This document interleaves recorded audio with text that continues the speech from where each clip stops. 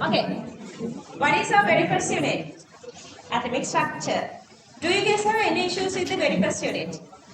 I guess no, because we did the theory. Like we took, I guess, like 10 weeks for theory, and then we did all the questions, and then I was sending my recordings as well.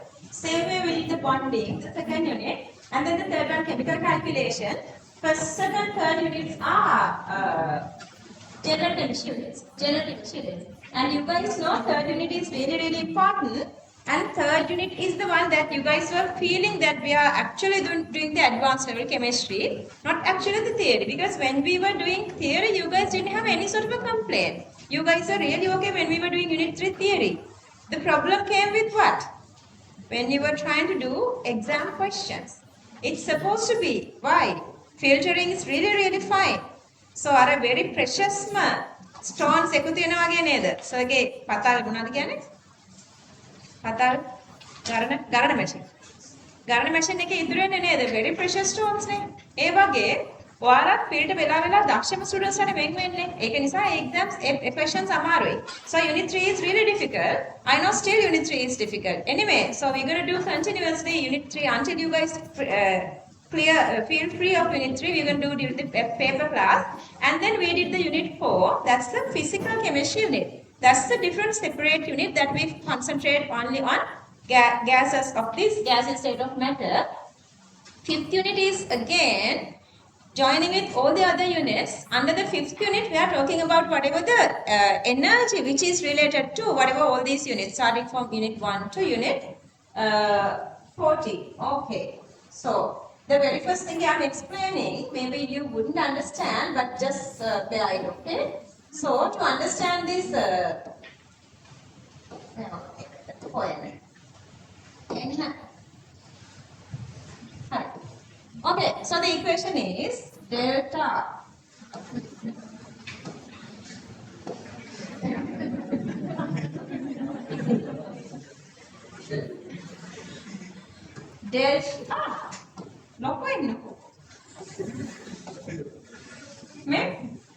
delta G equals delta H minus T delta S. Okay, this is the spontaneity equation. Whether a reaction happens spontaneously or not. We're going to do, remember, I told you guys, for inorganic chemistry, we are doing like more than 500 equations. Throughout the whole syllabus, other than that, we're going to do like 250, 300-ish equations. So altogether, you have like sort of everything, 800 equations. So out of all those equations, they can talk about whether these equations or the reactions happen spontaneous or not. The spontaneity means it's happening like without any other external support. So to understand the spontaneity, we have this unit, energetics. This is the base of the unit. Okay, so delta G is supposed to be negative. Delta H is supposed to be, delta H is supposed to be also negative, and delta S is supposed to be positive. And now tell me what are these terms? Gives free energy. If it is negative, we say the reaction is spontaneous. And you guys already know this little thingy, entropy. What's the meaning of entropy? Disorderness, which is not in order. So disorderness means, remember I asked whether your rooms have higher entropy or low entropy. Higher entropy means what? It's not in order. It's already messier. If it is messier, you don't have to maintain that. If it is cleaner, it has high energy. You have to give big effort to make it, clean it, keep it clean. Okay, so the disorderness always having the higher stability. So it is going through the spontaneity. You guys don't know this one, but you guys know this one. Heat change. What is the equation for heat change? Q equals? Yeah, same equation. What is it? MC. Delta theta is old. Paranakale.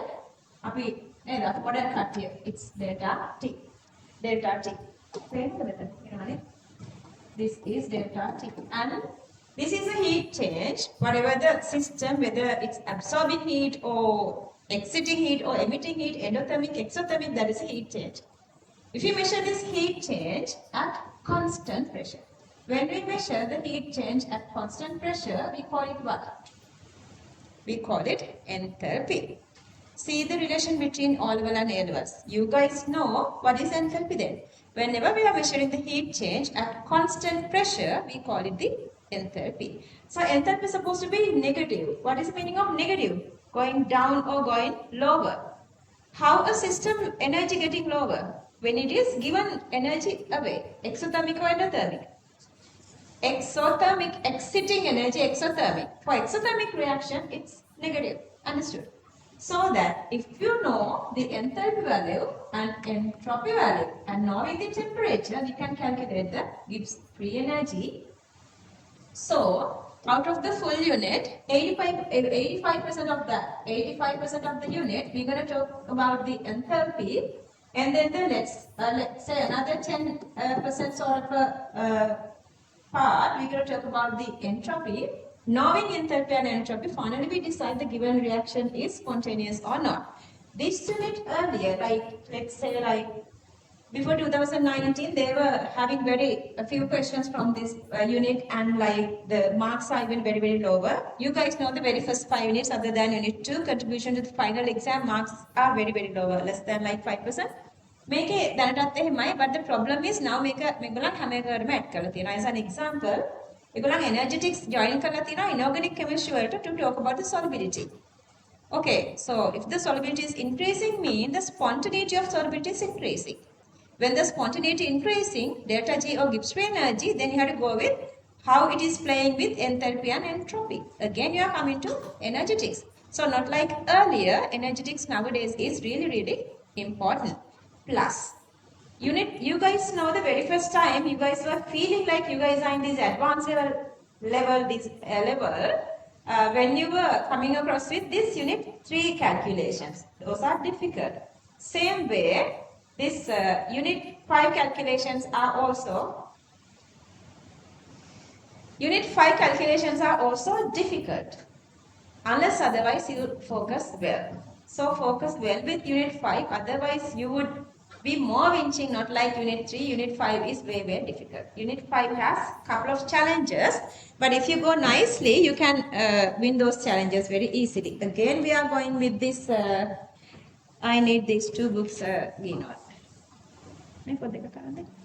Again, same way that we went with unit 1, unit 4 and unit 5, unit 4. So we are going with these 2 books. Is it? Yeah. Something is missed with this mandala, I mean. Okay, so you have these 2 books here. I'm just showing this to a nice student as well. So one is this normal theory book, and accidentally she has got the wrong cover here. This is same as saying the theory book. Okay, so you have spaces inside, so you're going to fill them the same way that we did all these couple of early units. And this is again your tutored books. So you guys have to fill all this. It is a must. Before you go to this final exam, you guys have to fill everything. Okay, for now we're going to go with this, and I want again you guys to go as a kind of a discussion kind of a thingy. So this is your energetics resource book, the cover page, this syllabus and everything is explaining there. And then, okay. And you guys know the very first part of any of these units are not that important. Just a little introduction, and to give this connection to the lesson, I'm just giving this one. Let me read this for you. And then we can write the topic. The topic is not there, just hanging. Okay, otherwise, just complete the topic. Just write the topic. Unit 5, energetics.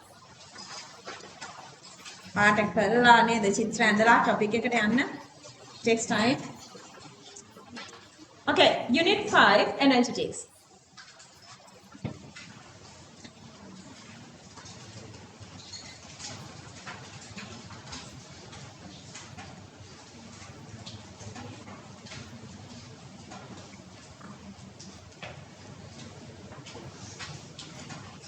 Look at the screen. Look at the screen.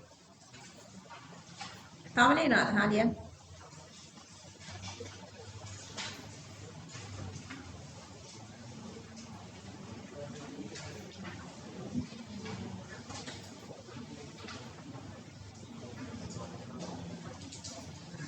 Okay, look at the screen. Energetics is a scientific study of energy under transformation. The process of changing energy from one of its forms to another is called energy transformation. Under energetics, we mainly deal with two different areas of universe. Those two are systems and environment. Let's go to that little later. Anyway, let's read this together with me. Okay. Topic is the energetics. Let's read. Energetic is the scientific study of energy under transformation.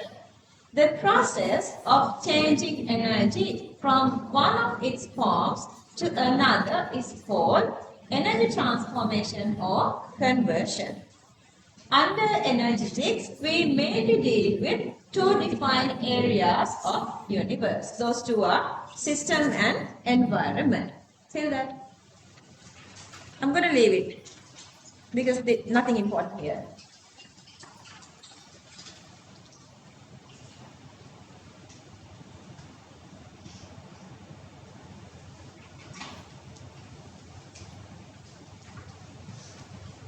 ඊනෝ දද සමහරට චමත්කත් තේවි. ඔය ටික ඉවරයක් කරගෙන good bye කියලා යන්න.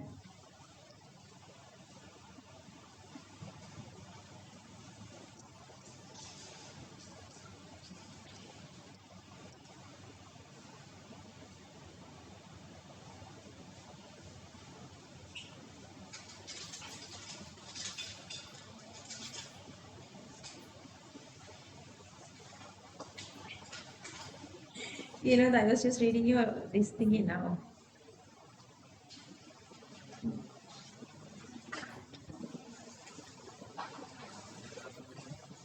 Okay, look at your note. Look at your note.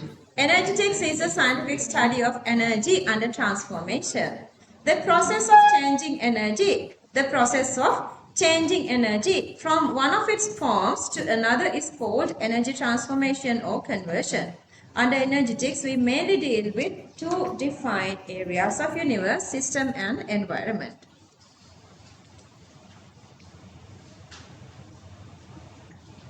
For system and environment. Okay, system is the portion that we use for study. And then, other than whatever, everything we are studying, rest of everything is called the surroundings. And between system and surrounding, you have the boundary. Clear? System is a portion we are studying. Okay, inside the lab, usually what is the system you guys are studying?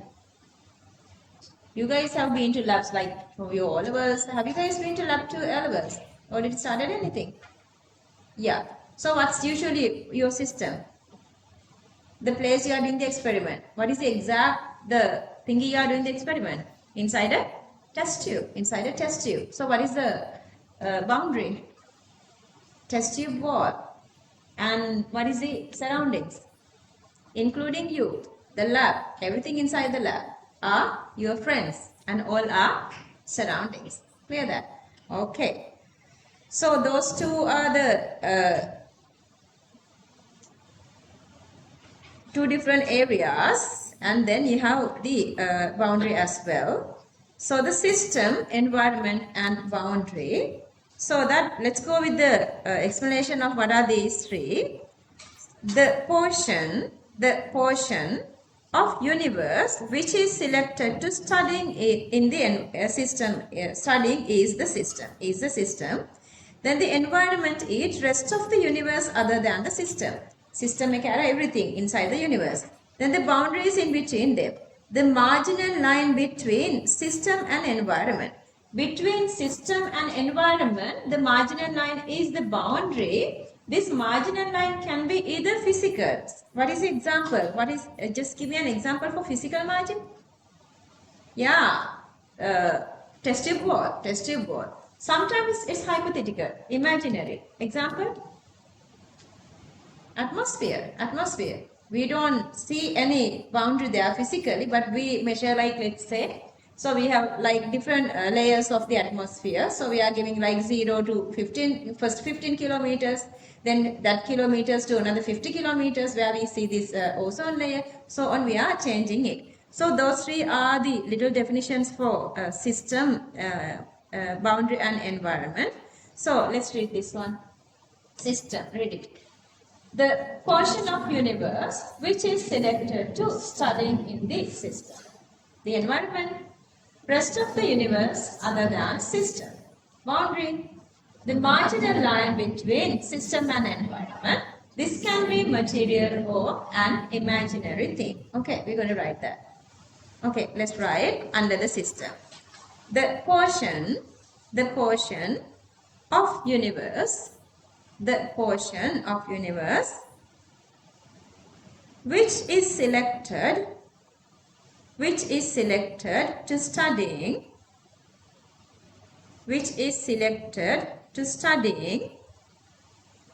is the system. Which is selecting to studying is the system. Okay, then under environment, let's write rest of the universe other than system. Rest of the universe other than system. Rest of the universe other than system. And then boundary, let's write the marginal line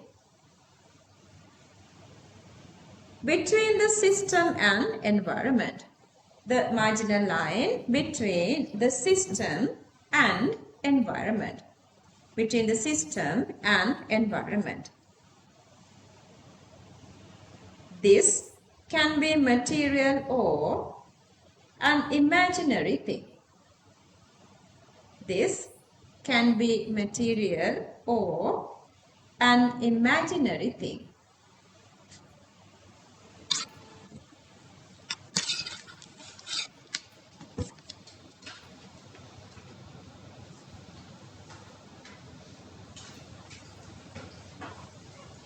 Okay, I'm going to go with a couple of these examples. Let's say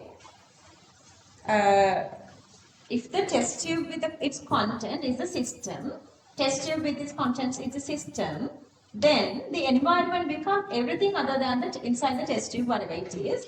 Test tube holder, lab, then the person who performed the experiment, all are environment. Then the margin becomes the wall of the test tube. And I've taken the second example, that's a plant cell. And people just memorize, otherwise it's no use. So only the plant cells are having the cell wall, but animal cells, they don't have cell wall. Anyway, the plant cell, this plant cell is not inside a plant. This plant cell is we mount on a slide for our study. So that inside the laboratory, when we are doing the studying about plant cells, we supposed to mount it on a glass slide. So then the glass slide, microscope, person who perform experiment, all become the environment. So you can understand what is the environment easily. Then the margin goes with the plant cell wall. Next one is the respiratory system. Let's say it's our respiratory system. So the respiratory system is the system. Then the environment become other systems of the body other than respiratory system or the other systems. Then what is the margin? The boundary. Boundary makes the tissues. Tissues that separate respiratory system from other systems. And then last on the earth.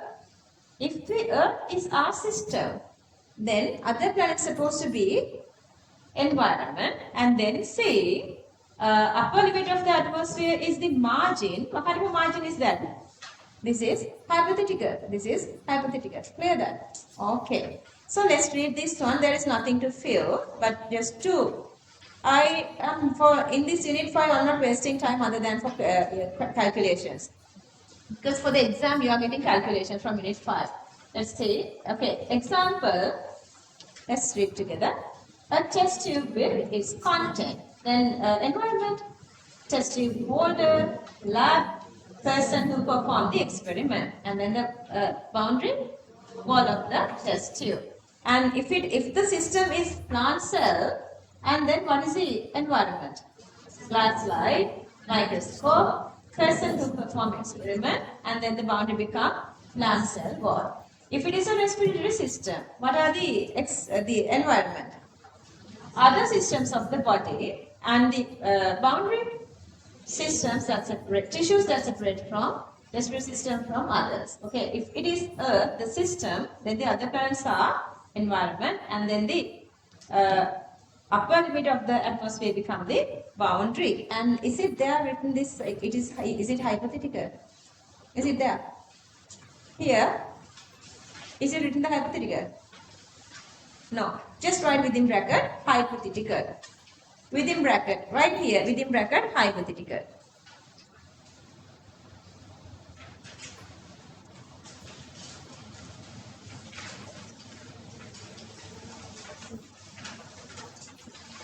Okay. Now, rest of everything, we're going to talk about the system. And inside the system, we are doing this enthalpy, all these enthalpy reactions. So the next little part, we're going to talk about the system. I am again going back to your resource book page. So there are 3 different kinds of systems. Open system, closed system, and isolated system. Inside the open system, okay, as an example, Pinimuthu, okay, can you open the water bottle? Once you open the water bottle, so what can you transmit, Asma? What can you transmit? You can transmit either water plus energy. Let's say from the home you are bringing this hot water. So once you come to the class or school, it's become normal, coming to room temperature. What is the reason? Because it is transmitting both matter, that is water, plus energy. So if both are transmitting, both are exchanging, that is an open system. Let's say you are closing the lid of the water bottle. Then you are closing it. The system is closed. So that's a closed system. What cannot transmit? Matter or water cannot transmit, but still heat is transmitting. So if only the energy is transmitting out, that is a closed system. Let's say that water bottle we cover with a rigiform container. Any thermal insulator, we have the water bottle. So we cover it with this rigiform container. So what is transmitting now? Nothing, because it's closed. It's closed means you are not giving matter away. And since this thermal insulator is there, you are not giving energy away. Such systems are called isolated system. Isolated system. Okay. In an isolated system, tell me, so you cannot get this energy away. Energy away. Heat away. Who's controlling the spontaneity of any isolated system? Who's controlling the spontaneity? Okay, our spontaneity reaction is delta G equals delta H minus T delta S. And energy part is constant. So that who's controlling the spontaneity? Only the entropy part. Understood? So that is why you want to know about the isolated system. Otherwise, there is no any question coming from this little part. Okay, so we divide into 3 different parts. Those 3 are open, closed, and isolated. Open, closed, and isolated. So that, did you guys fill this little diagram here? Is it already filled? System, surroundings, and boundary. Just name it. Name it.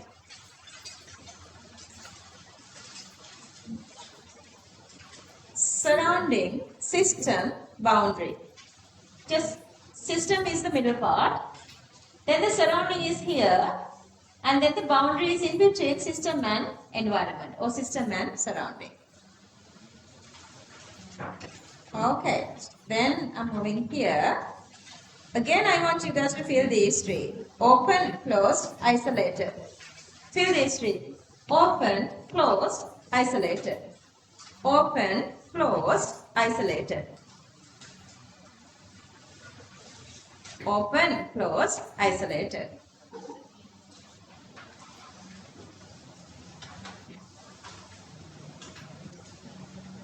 Okay, let me read this for you.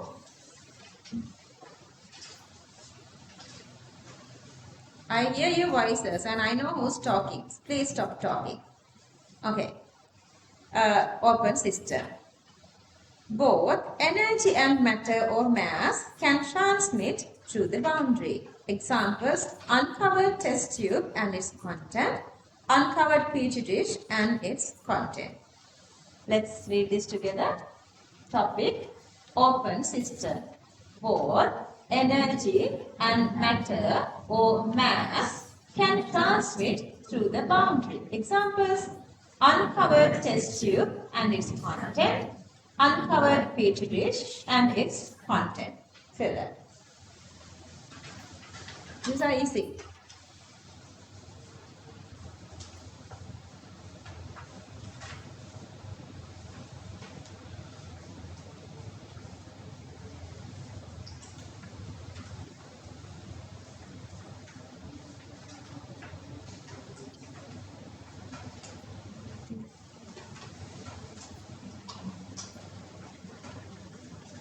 Look at your note now. Look at your note. Open system. Both energy and matter, Manisha, or mass can transmit through the boundary. Examples: uncovered test tube and its content, uncovered petri dish and its content. Okay, moving to second topic, topic number 2, flow system. Only energy can transmit through the boundary but not matter. Boundary of flow system is impermeable for matter. Examples: test tube covered with a cork or petri dish covered with a lid. You guys know what is a petri dish? Test tube you guys know already I guess. You guys know the test tube. And the petri dish are like this flat kind of a little containers. You're having the same sort of a cover here. Okay, so let's read this. Topic number 2, closed system. Read it. Only energy can transmit through the boundary but not matter. Boundary of a closed system is impermeable for matter. Examples: a test tube covered with a cork, a petri dish covered with a lid. Fill it.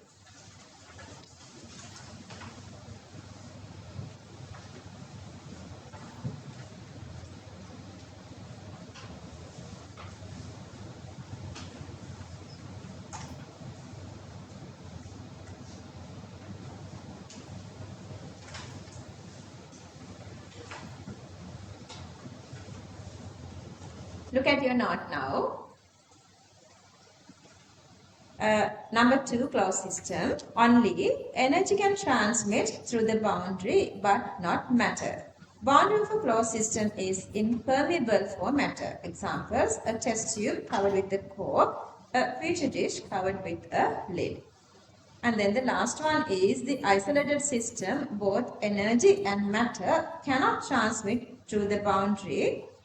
I want you guys to memorize a couple of these examples, especially this calorimeter. So examples: thermoflask, insulated container, calorimeter, and then the universe consider as the energy is conserved. Okay, so let's read the topic number 3. Isolated system. Both energy and matter cannot transmit through the boundary. Let's go with example. So at home we have thermal insulator, the thermoflask, insulated container, calorimeter. Calorimeter is the insulated container that we are using in the laboratory just when you are doing these energy related experiments. And then the universe. Okay, so fill this little part.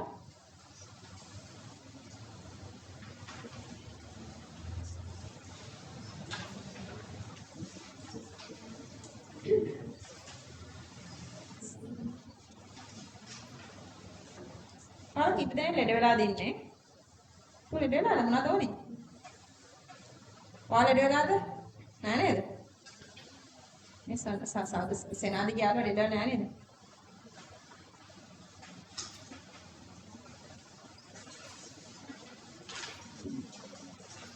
Okay, look at your note now. Isolated system. Both energy and matter cannot transmit through the boundary. Examples: thermoflask, insulator container, calorimeter, universe. අර ඇස් ගොඩාක් තියෙන දේවලු ඉන්නව නේද?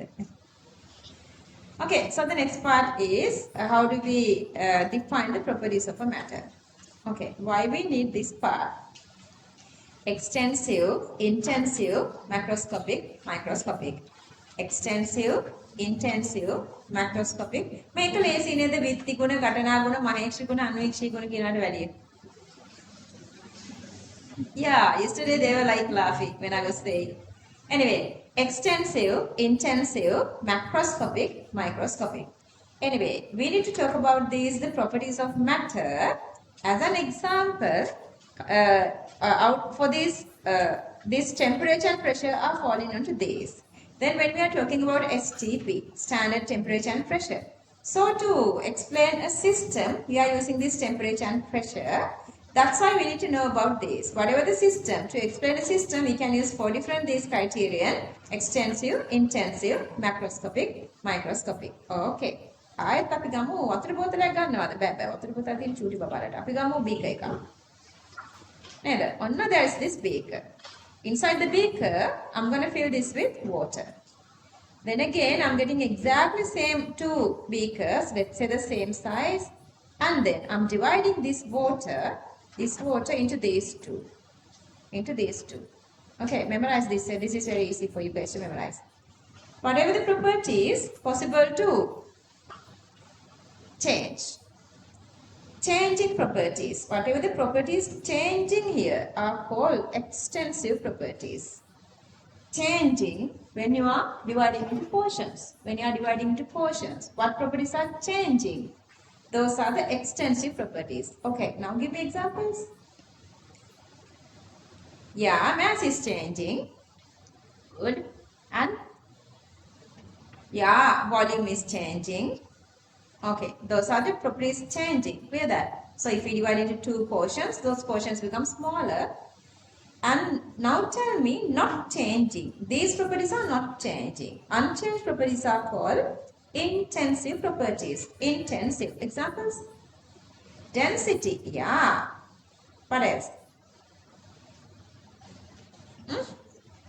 Concentration not changing. Concentration, volume and number of moles is equal. Temperature not changing. Pressure is not changing. Of this liquid pressure, whatever the environment, let's say අපි මේක බෙදන්නේ නේද? කොයි වෙලාවේද? වගේ යාළුව වතුර ටිකක් කියනවා ග්ලාස් එකකට දාලා දෙන pressure එක වෙනස් වෙනවද? environmental pressure එක නෑ නේද? 1 atm, it's just maintaining, so it's not changing. Okay, unchanged properties and changed properties. Changed properties are called extensive. Unchanged are called intensive. හරි. දැන් මට කියන්න ආයෙත් අපි මේකට මෙයා. මට දැන් ඕනේ නෑ මේක containers වලට දාන්න. So we have the whole water in one single beaker. Now tell me, as a one single system, if we consider anything, considering this system as a one single system. So this system we consider as a one single system. What kind of properties we can define for the whole system? Yeah. Those are called macroscopic properties. If you go to another color, those are called macroscopic properties. Macroscopic. Okay. Systems what? Systems temperature. Systems pressure. Systems concentration. Systems volume. Systems mass. All those are macroscopic properties. Then you guys tell me, what is this microscopic properties? Not for a system, for one single particle. Let's say we have water particles H2O. Okay, what kind of measurements you can get for one single molecule of water H2O? Those are the microscopic properties. Mass. Okay, mass per one single molecule. Mass per one single molecule, that's true. But the mass per system is there as well. Don't forget that. And this is mass per molecule, true. What else? Velocity per one single molecule, possible. What else? Molecular, what else?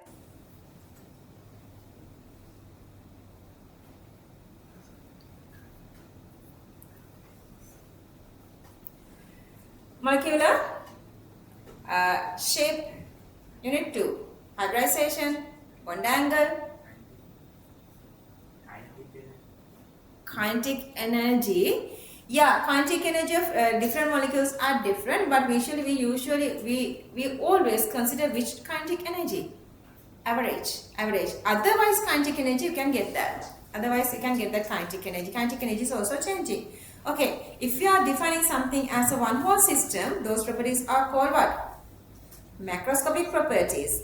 Inside a system, we are taking one single molecule separately, particle separately, that is called microscopic properties. Okay, so that just fill this. Classification of properties of matter: extensive, intensive, macroscopic and microscopic.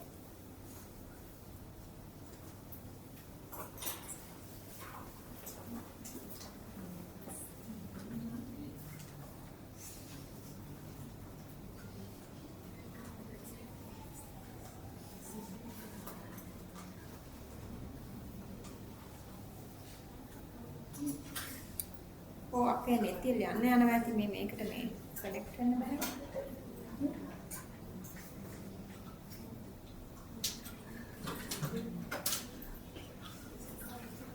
Just give me a second, guys. I'm trying to connect the Zoom here.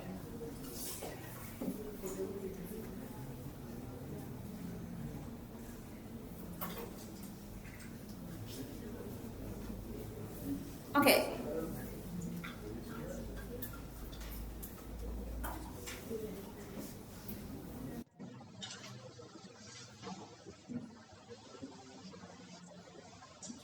Yeah.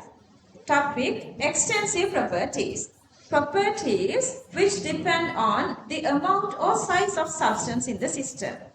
Properties that depend on amount or size of the substance in the system are called extensive properties. The value of extensive property is equal to the sum of extensive properties of small parts in which the system is divided. Okay, as an example, it just simply says that we are dividing one single water into two different parts. Then if we add these two together, we are getting back the same extensive property. Let's say we have two different masses as M1 and M2. Then the total mass, if we mix these two again together, we're going to get with M plus 1, M2. Okay, so these are the examples. Mass, volume, and then the heat. Okay, amount of heat depends on how much number of moles we are using. So the same way, entropy, enthalpy. So these two are the most important parts for us here. You guys know the heat per constant pressure is enthalpy. And also the length. If you divide into two, length is shortening. That's again an extensive property. Okay, let's read this together. I want you guys to concentrate really well when you guys are talking to each other when I'm talking. It's not absorbing. This is affecting your memory. Don't let this happen. Okay, let's read together. Extensive properties. Properties which depend on the amount or size of substance in the system. The value of extensive property is equal to the sum of extensive properties of smaller parts into which the system is divided. If masses M1 and M2 mix, total mass become M1 plus M2. Examples: mass, volume, heat, entropy, enthalpy, and length. Okay, feel that. Ayah, katakan ini apa megolata? Ayah giham මොකද දන්නේ වෙන්නේ?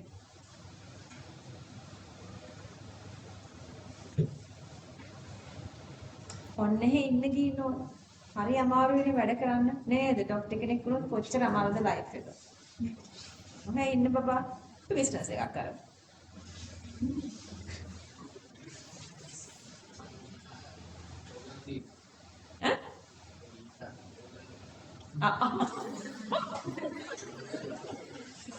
Good business. Yeah. Organ selling, organ selling.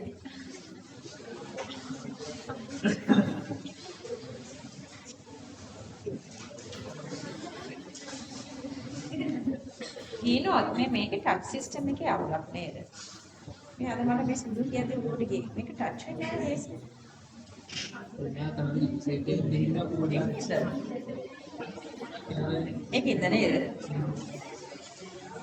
okay, look at your note. Extensive properties. Properties which depend on the amount or amount or size of substance in the system. The value of extensive property is equal to the sum of extensive properties of smaller parts into which the system is divided. If masses M1 and M2 mixed, total mass become M1 plus M2. Examples: mass, volume, heat, entropy, enthalpy and length. Okay, this next one is the extensive property.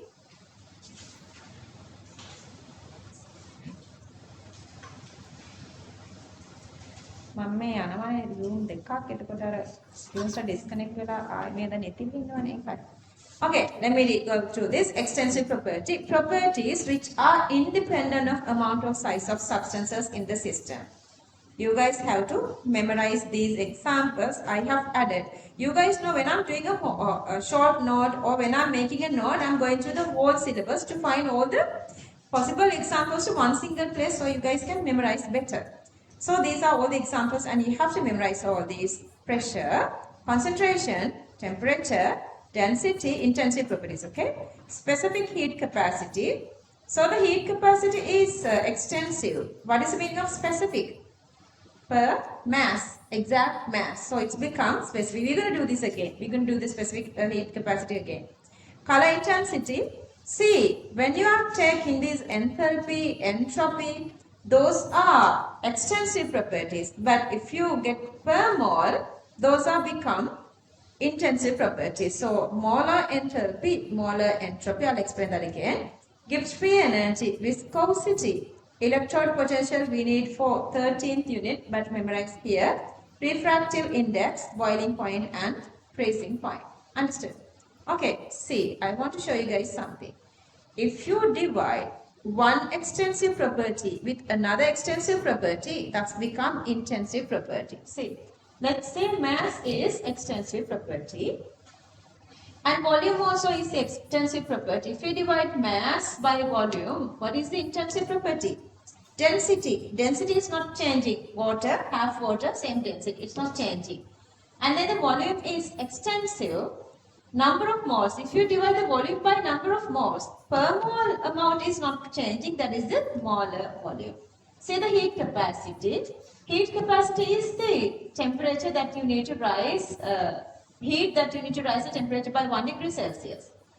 If that substance you are using is some particular amount of mass, if we divide that the heat capacity by mass, that has become specific heat capacity, which is intensive property, This is little unfair. Like, then mama may real the simple upper case නැත්තම් මොකද ඔයගොල්ලෝ වෙන් කරන්නේ නේද? upper case C, lower case C.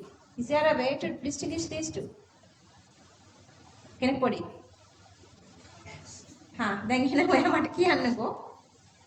මේක lower case upper case ද කියලා? Is this lower case or upper case? එක්ක මේක lower case, upper case, lower case. නැත්නම් මේක upper case. නේද? Yeah. Anyway. So the last topic here, the second topic, we're going to go with the extensive properties. Let's read together topic. Extensive properties. Let's read this. Properties which are independent of amount of size of substance in the system. I want you guys to read all these one by one.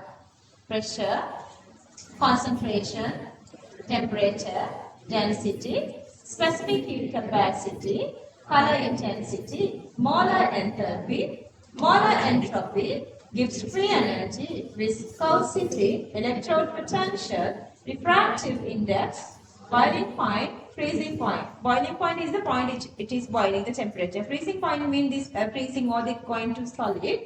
Refractive index means the bending of light when you are going from one media to another media. Okay, fill this. Fill this. Fill already. A little part is there. Just fill it. Okay, let me read the sentence only. Intensive properties. Properties which are independent of amount or size of substance in the system. Okay, then there are no spaces to fill, I guess, but let me read this for you. If any extensive property is expressed per mole, as an example, see here per mole volume is the molar volume, thus become intensive. Per mole or per gram. Okay, see, heat capacity is Extensive, if you divide by per gram or the mass, that's become specific heat capacity, which is intensive, or per cubic centimeter. Okay, so again, mass is extensive. If we divide that by the volume per cubic centimeter, that's become intensive. Or sometimes you can go with the per cubic, per square centimeter or the centimeter to the power minus 2. It becomes an intensive property. Okay, then I want you guys to copy the table.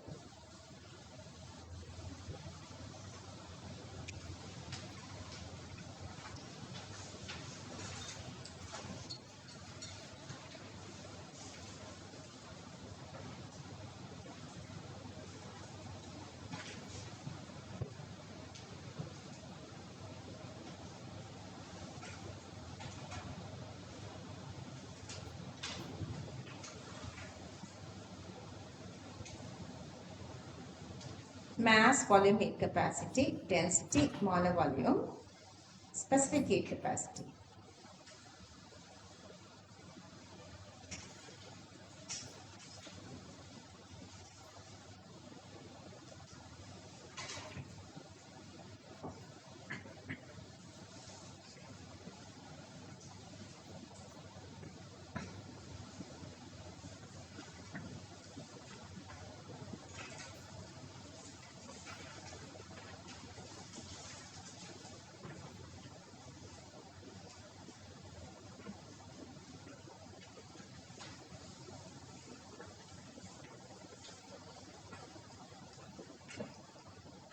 Mass M, volume V, heat capacity uppercase C,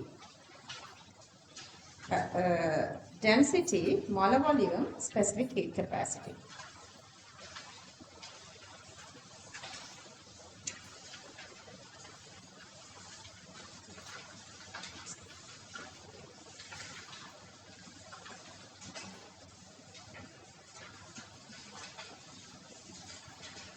I now finish? Okay, so the third one is the macroscopic property, properties which can be defined considering the system as one unit. So we have pressure, temperature, color intensity, mass, volume, concentration, density, viscosity, surface tension, refractive index, color. All these we define taking the one system as a one single unit. So let's read this. Topic number 3, macroscopic properties, properties which can be defined considering the system as one unit. Okay, let's read these examples. Pressure, temperature, color intensity, mass, volume, concentration, density, viscosity, surface tension, refractive index and color. Okay, fill that little part.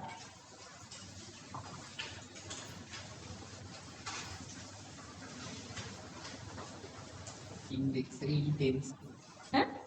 Index intensity.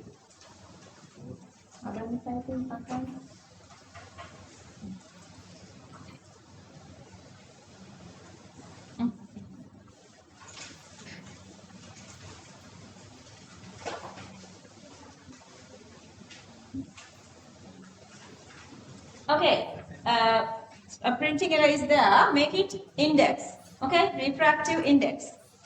Refractive index. Refractive index. Okay, the last one is the microscopic properties. These are the properties that can be defined to individual particles.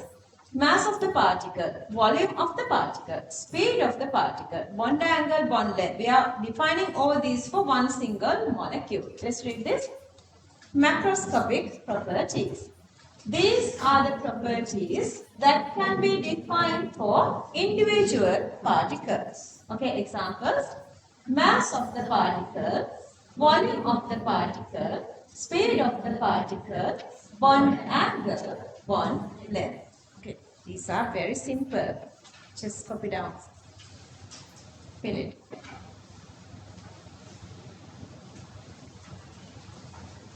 Okay, let me read this for you. Topic number 4, microscopic properties. These are the properties that can be defined for individual particles. mass of the particle, volume of the particle, speed of the particle, bond angle and bond length.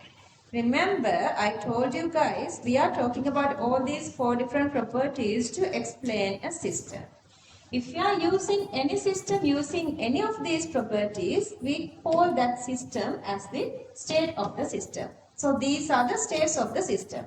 Okay, we talked about 2 different states. Remember, standard state. What is the other one? Room condition or room state. What's the standard state condition? Here we are only using 2 of these terms. One is temperature and another one is pressure to explain the standard state.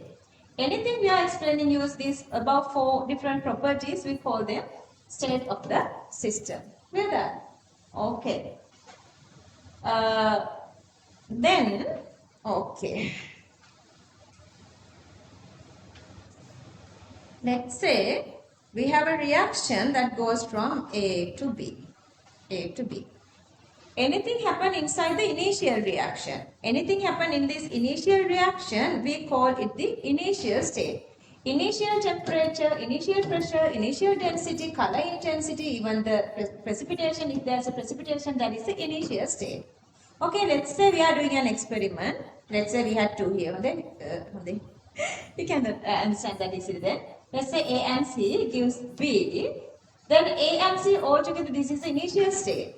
Once everything done here, what would you do here? Chemical reaction. Once everything happened, either the temperature is changing, concentration, color intensity, everything is changing. Once it is coming to the final stage, that is actually called the final state. Okay, so that there are always 2 stages that you're supposed to remember. Initial state and final state. And we usually say all these, if any property which is depending only this initial and final state, that kind of a property is called state property.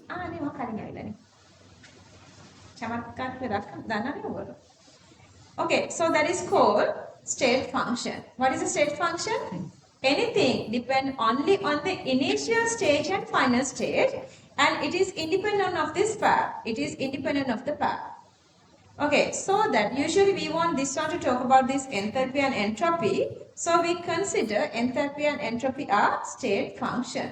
So let's say from here to here, one path is there. The value of enthalpy is delta H1.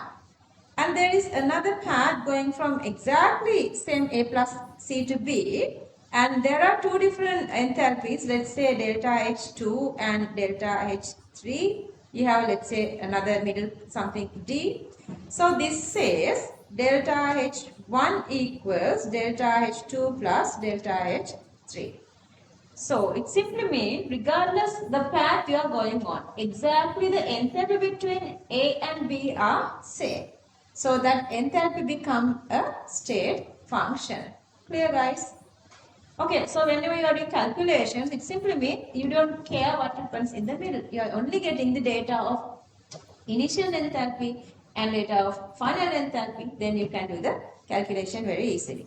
Okay, so let's go with those parts now. Let me read this for you. Okay, state of the system. Description of any of the above mentioned properties. Any properties that we use. Just look at the screen. Look at the screen. I'll give you time to write. Of the system is known as state of the system. Any information is called the state of the system. So it's very easy, you can understand. One of the state of the system is standard state of gas, which is the temperature supposed to be 0 degrees Celsius and the pressure supposed to be 1 atm. And then the rest of the part, the initial state is of system refers to the starting state, whatever the initial it is there, of the system before any kind of interaction with its surrounding or environment. What can they exchange? Either heat, either let's say gas is evaporating, going to the environment. So without those changes, the initial condition, it simply means no chemical reaction occur. And then the next one is the final state. The final state of the system refers to the state after the interaction of system with its surroundings. After the interaction done, final product and its enthalpy we only consider it. A system can interact with its surroundings. What are the methods that system can interact with surroundings? Either the way of matter or the way of energy. Way of matter or energy. A system can interact with its surroundings by means of exchanging of matter, heat, energy, or either all together. Okay, hang in. And then the state function. What is a state function? Property which depends only on the initial state and final state. Depending only on initial and final state are called state functions. This type of properties are independent of how the conversion had been done. Let's say we are going from Ratnapura to where? Jaffna. Kanam to Jaffna. How many ways are there? How many routes are there? Regardless how many routes. If you are going from Kanambu to Jaffna, the energy is same. That's what they are saying. So only depending on the initial and final. So the conversion are independent of the route. Independent of the route. So best two examples that I need to talk about is the enthalpy and entropy, because we need these two to go with the to find this Gibbs free energy or the spontaneity of any reaction. Okay. So we're gonna read this part and then you're going to fill your note there. Let's read this together. State of the system. Description of any of the above mentioned properties of the system is known as state of the system. Example, standard state of a gas is what? Temperature is supposed to be 0 degrees Celsius and pressure is supposed to be 1 atm. And then the initial state of system refers to the starting state of the system before any kind of interaction with its surroundings. How come I don't hear boys' voices? The final state of system refers to the state after the interaction of system with its surroundings. A system can interact with its surroundings by means of exchange of matter, heat, energy, or all. Let's fill that part. Then let's go to break after this, okay? But I guess you guys are not tired today.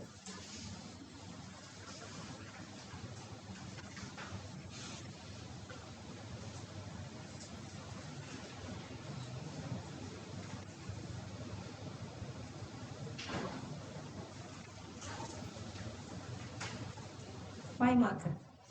Missing something?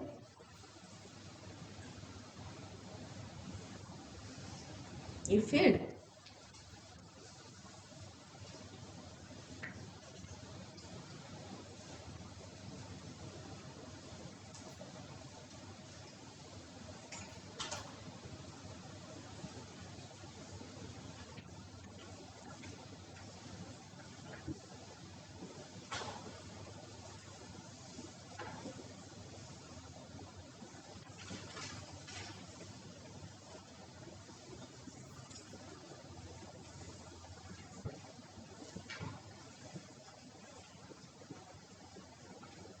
Okay, let me read this for you.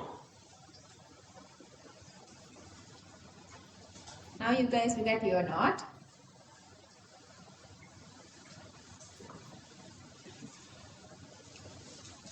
Okay, look at your note. State of the system. Description of any of the above mentioned properties of the system is known as state of the system.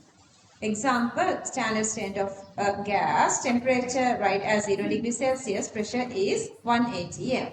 The initial state of system refers to the starting state of the system before any kind of interaction with its surroundings.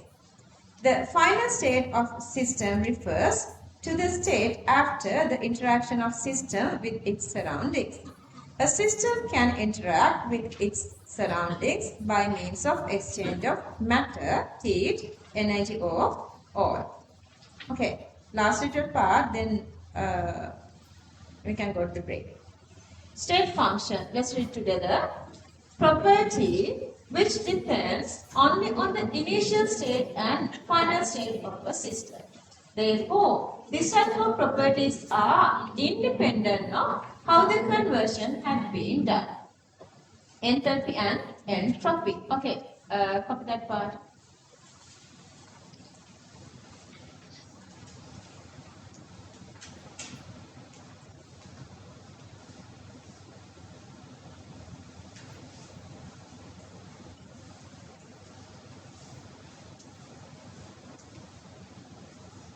For specifying a system, is it there?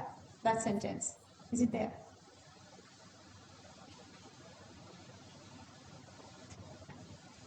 Okay, let me read this for you. State function, property which depends only on the initial state and final state of system. Therefore, this type of properties are independent of how the conversion had been done. Examples, enthalpy and entropy. Then the next little sentence is explaining, since all these properties are interdependent of each other.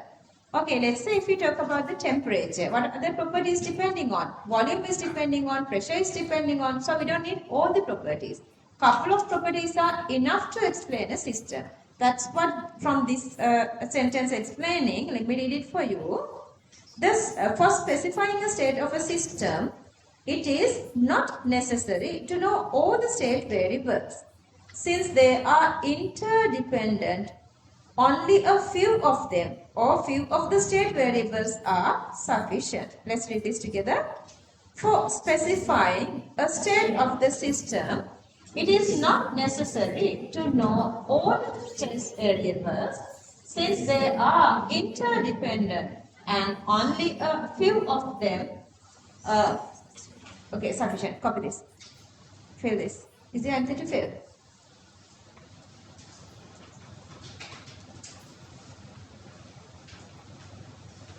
For specifying a state of a system, it is not necessary to know all the state variables since they are interdependent and only a few of them, state variables, are sufficient. Okay. So, spontaneous process, is it written there?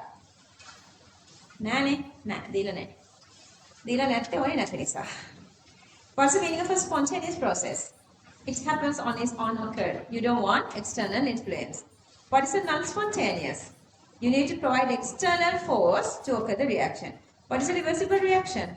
Reaction is going to both forward and backward. And what is the irreversible reaction? It is happening only to one single direction. And then, what is the heat change? Heat change equals mc delta T. Okay, what is the time now? Okay. No.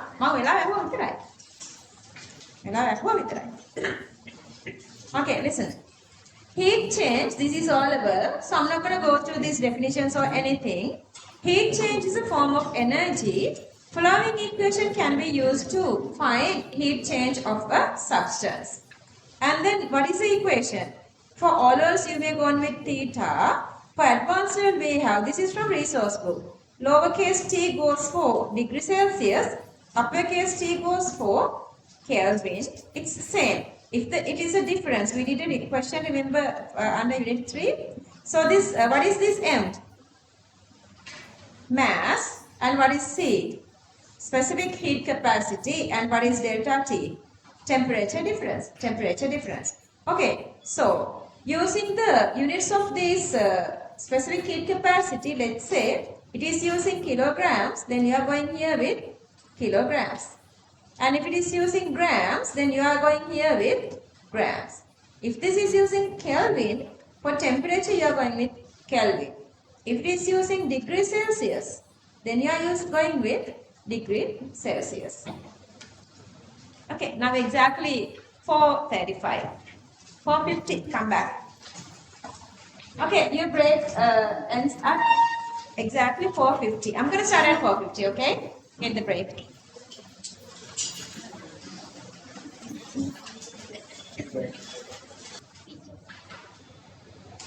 Just leave it.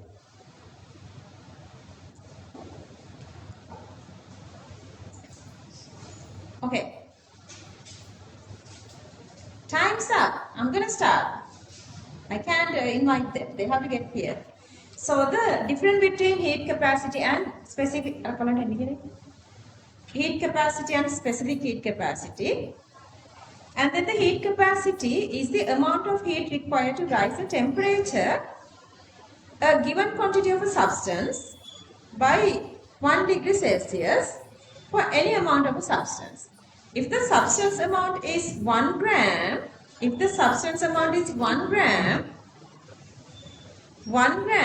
then that is for the specific heat capacity. For any amount, that is heat capacity. If it is for 1 gram, that is specific heat capacity. Guys, what time is it now? Where are you guys?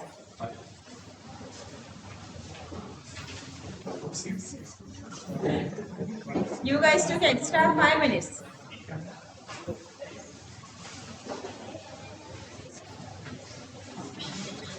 Thank you, do support eකට. Chamakka, support eකට thank you.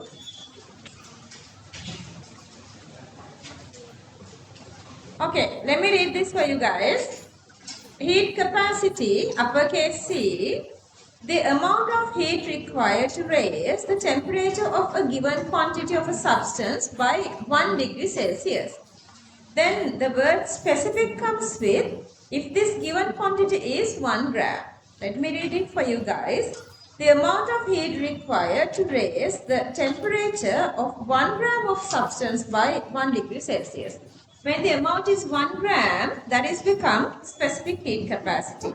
Okay, let's read this together. Okay, topic, heat capacity. So let's read this together. The amount of heat required to raise the temperature a given quantity, of the substance by 1 degree Celsius is heat capacity. Okay, let's move with the specific heat capacity. The amount of heat required to raise the temperature of 1 gram of the substance by 1 degree Celsius. Okay, if you talk about a particular mass, that's become specific heat capacity. Okay, fill these two. And fill this equation as well. Heat capacity equals mass into specific heat capacity. Okay, fill all this part, fill this everything here.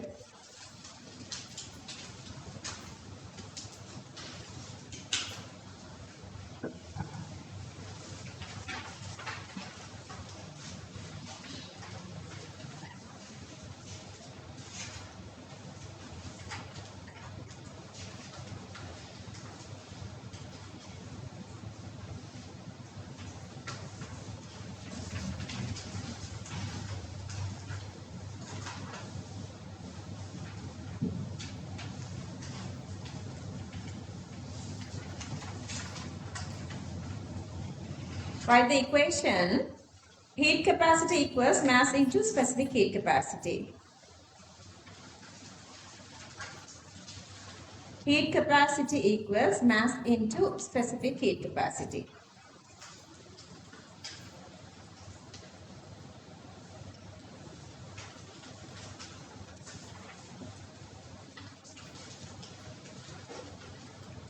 If you guys are very comfortable, you can try the first question.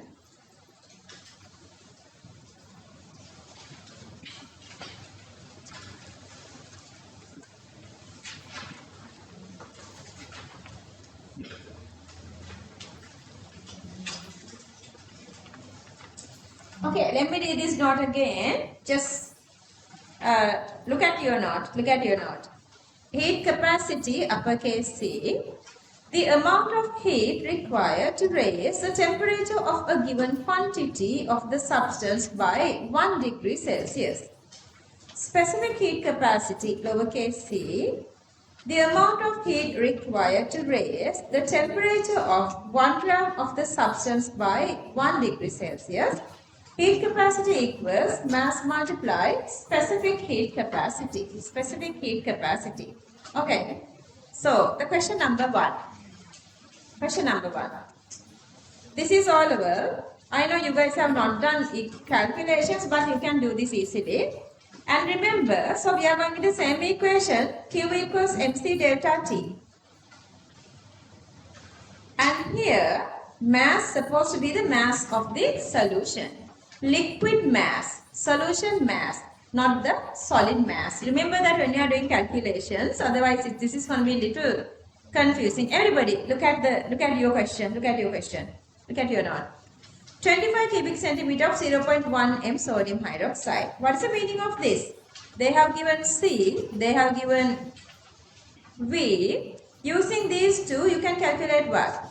What is the curriculum we take? Constant number of moles, because you guys know N equals CV.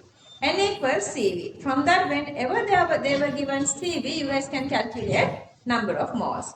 Okay, so 1 CV is here, 1 CV is here, plus 50 cubic centimeter of 0.1 m HCl, and this is the second CV. 50 cubic centimeter of 0.1 m HCl. Okay, we don't know, maybe we would need this, maybe we wouldn't need this. But I'm going to go to analyze whatever these data they were given here. In this given data, we have CV of sodium hydroxide and CV of HCl. I'm just going to go through the question to read it. Look at the screen, everybody. Not you or not, look at the screen. Mixed together. So they were mixing these two to get a homogeneous solution. Homogeneous means inside the solution, all these parameters are exactly same, like concentration, color, all are same. The density, they were given another data, they were given the density of the solution equals 1.12 grams per cubic centimeter. I'm not sure what kind of a question is this. I'm going to go continuously. And also they were given the specific heat capacity as well. Specific heat capacity of the solution is 4150 joules per Kelvin per kilogram. Then another data is here. During mixing, it had been observed the temperature change is 5 units. So again they say from the initial temperature to final temperature, 5 unit difference is there. What is that unit? This unit can be either Kelvin or Celsius. And looking at this, what is this unit? Unit supposed to be Kelvin. Unit supposed to be Kelvin, because you have Kelvin here. They have given this for specific heat capacity. So that the 5 units supposed to be 5 Kelvin. 5 units is 5 Kelvin. Okay, keeping that in your mind. Just they are asking us, what is the question they are asking? Find out the heat change during mixing. Heat change during mixing. So what is the equation for that? Equation for heat change during mixing is this. Okay.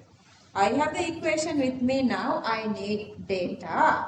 What data I need? I need 3 different data: mass, specific heat capacity, and then mass, specific heat capacity, and then temperature difference. Temperature difference, they were given 5 units. Since the unit we are taking in Kelvin, so the temperature difference is 5 Kelvin, that is done. Specific heat capacity given as a data, that is okay, but mass is not given. But if you go through the data again, even they were not given the mass, they were given what? Density. So what's the connection between density and mass? Yeah, mass divided by volume is the density. So if you multiply density with volume, we can get mass. Then what is the volume? Solvent volume. Yeah, you have 25 cubic centimeter of sodium hydroxide and 50 cubic centimeter of HCl. So that total volume is 75. So that is a little challenge from that we're going to get from this question. So that V total is 25 cubic centimeter of sodium hydroxide and 50 cubic centimeter of HCl. Altogether, V total is 75 cubic centimeter. And then the density, I'm just writing again here the same data. Density is 1.12 grams per cubic centimeter. 1.12 grams per cubic centimeter.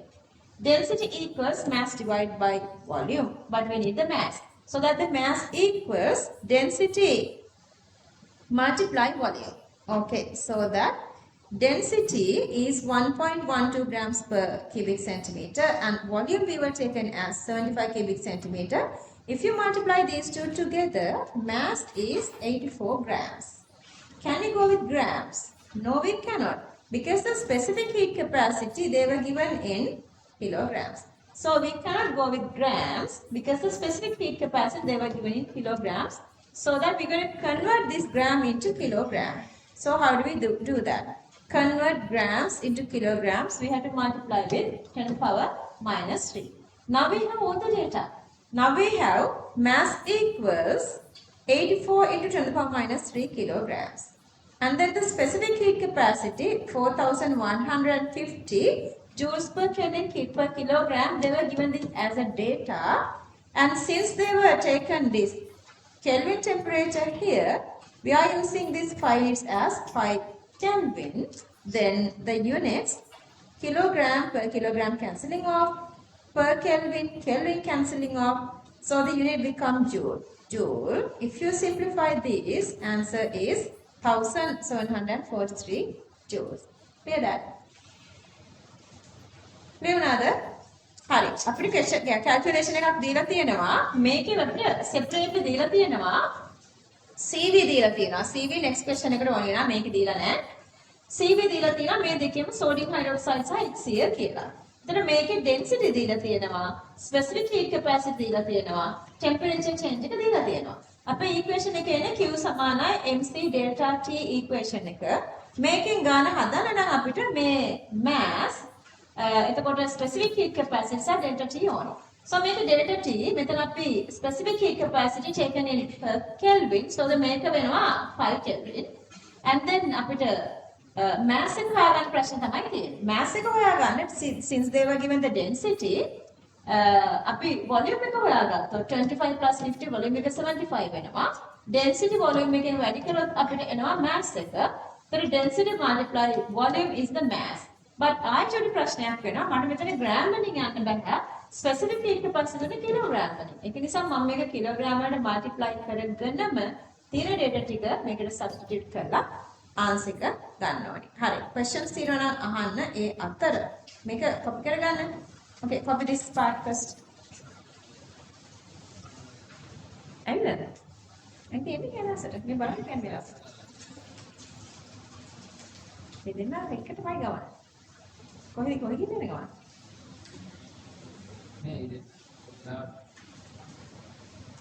Two different from two different directions. එහෙමද? ඔයා තමයි මේ පැත්තේ. එක පාසෙක දෙන්න. Okay.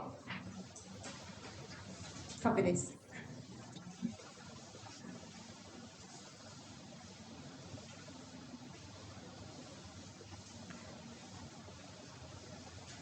අනුරාධව එක්කෙනෙක් පැය භාගයකට හරි මෙයාලා බලන්න කියලා. අපි ටිකක් හරි බලලා පුරුදු වෙන්න.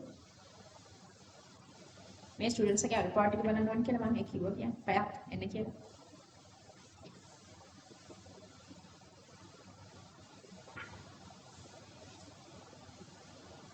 So ඒක කතා කරන්න පුළුවන් කියන්නේ after 6:15.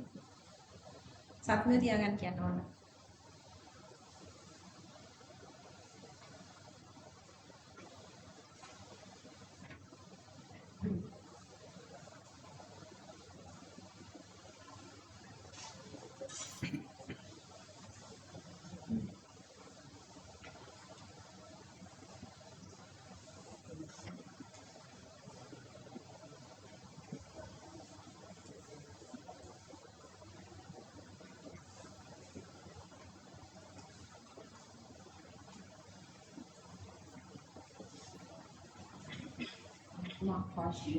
ලස්සනලා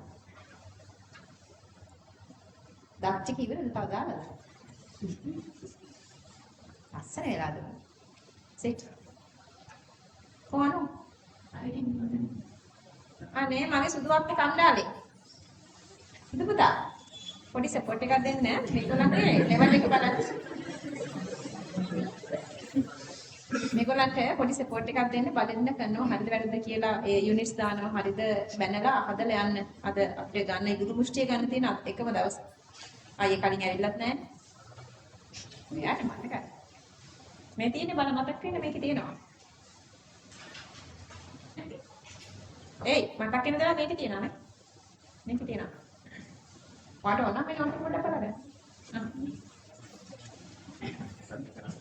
දුක්ඛාන නැහැ වාලා ඒගොල්ලෝ හරිපාඩු ගන්න හදලා කොක්සන් කව වෙනස් වෙන්නේ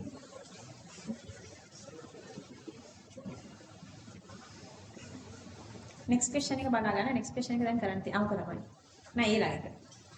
Okay, here question number 1, question number 2 then කරන්න තියෙනවා. Okay. Once you done this one, you guys can try question number 2 first part. Only the first part of question number 2. Can I move up here? බලන්න මට පොඩි assessment එකක් දෙන්න මෙයාලා ගැන. මේ group එක ගැන. නෑ මේක මම කලින් කරන්න දුන්නේ නැහැ. They were not doing this question all by themselves. The next one they're going to do by themselves. Try the second one. Okay, get the specific heat capacity as the specific heat capacity of water. Last part is there. Under the last part that is there. I was done here. See. Specific heat capacity of water is 4200 joules per Kelvin per kilogram. And then the density get as the density of water. Only try the first part. Only try the very first part.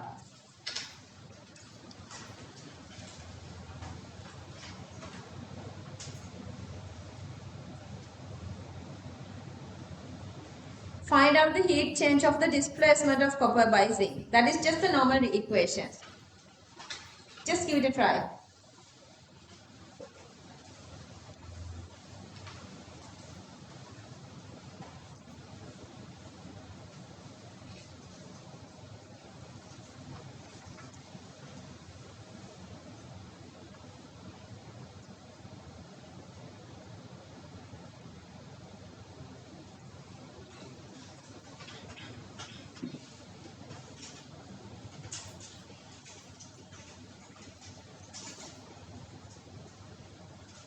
හිතන විදිහ අහන්න අනුරාධ ඒගොල්ලන්ට answer එක එන්නේ නැහැ වගේම නම් පොඩ්ඩක් අහනවනේ හිතුවේ කොහොමද තේරුනේ කොහොමද කියලා අහලා පොඩි රිපෝට් එකක් දෙන්න. මෙයා බය කරගෙන තියන්නේ අර. ඔය ගේනොත් බය කරගෙන තියෙන බය වෙන්න එපා.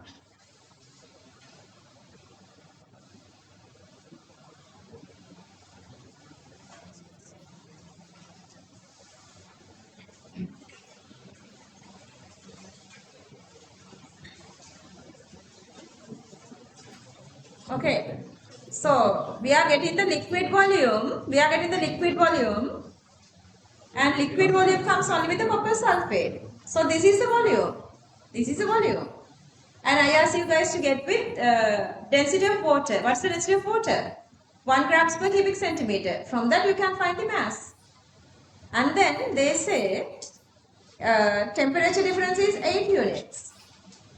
And then again, at the end of the question, they were given this specific heat capacity as 4200 joules per Kelvin per kilogram.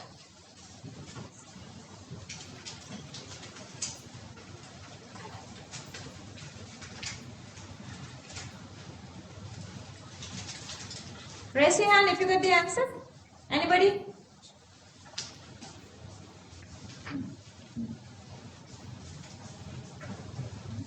Got it? DK? KD? Got the answer, no?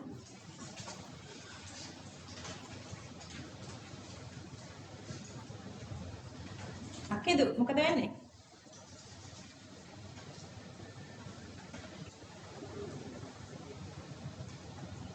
It's very simple. How come they are taking like ages? බලන්න පිට ඒගොල්ලන්ට ඇයි ඒ වෙලා යන්නේ කියලා. ඒ ඔළුවට දාන්න ඕනේ වෙලා යන්නේ නැතුව හදා ගන්න විදියට.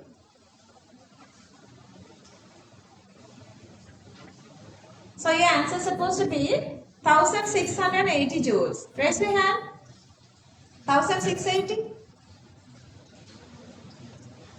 Wow, well done, well done. Raise again. Well done, Maya. Good. Yeah. Good, Finimuthu. Got it, Uta? 1680. Miti me ayage ahannuko. Ayya.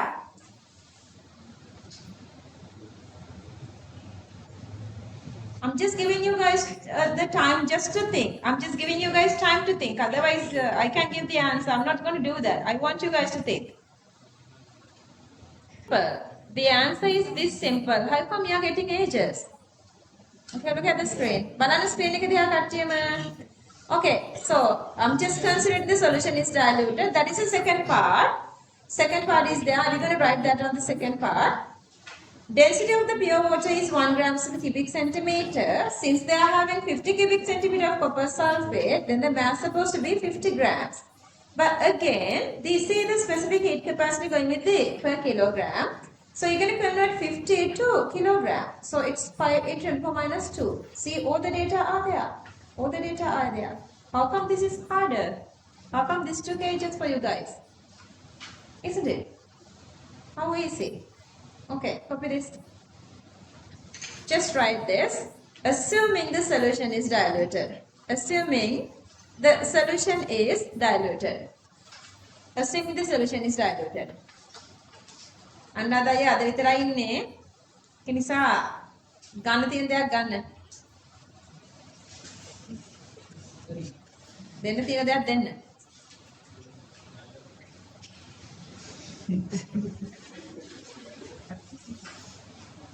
නෑ මේගොල්ලෝ ගොඩාක් දක්ෂ ළමයිනේ. ගොඩාක් දක්ෂ ළමයි. ඔයගොල්ලෝ එයාලගෙන් අරගෙන එයාලව පම් කරන්න ඕනේ.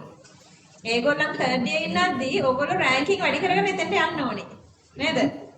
ඔයගොල්ලෝ කලම් මෙඩිකල් ෆැකල්ටි යන්න ඕනේ. ඒගොල්ලන්ට වැඩි රෑන්කින් වලින්. අපිට තීන්දුව දෙන්නේ අයිලන්ඩ් රෑන්කින් තමයි. දරුවනේ මේ අයියා පුරුදු වෙන්න.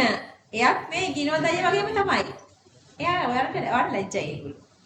අහන්නේ ගිනෝද කියන්නේ?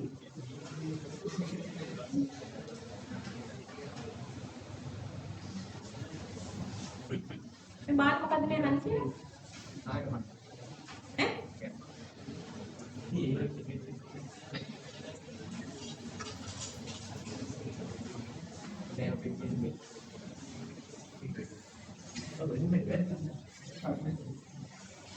සුදු මොකක්ද ප්‍රශ්නේ? ඉතින් අපි ගන්න සොලියුෂන් එක විතරනේ. සොලියුෂන් ගන්නෙ. අනික අතට සිංක් මෑස් එක ගන්න බෑ. මොකද සිංක් එක සීමාකාරී සාධකය නෙමෙයි. It's not the limiting factor. Because in the question, see, that's why, very good thinking. See that, ඒක සීමාකාරී සාධකය. See, because we are using in excess.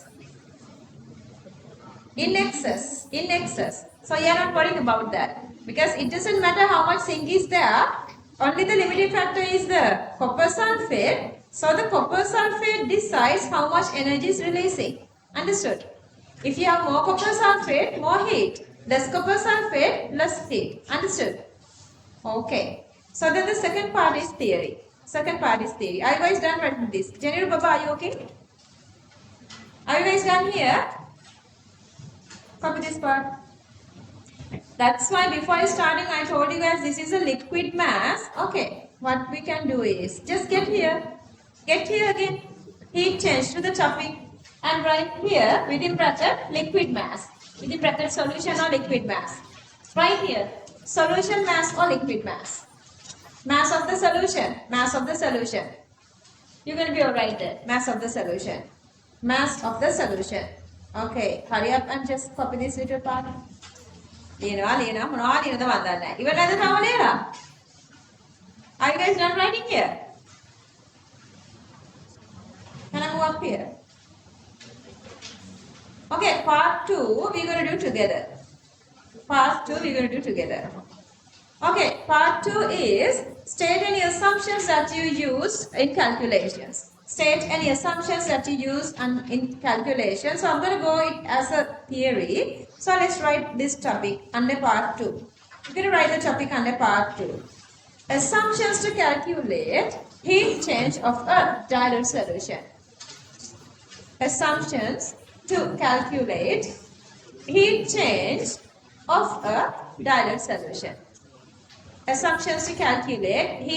of a dilute solution.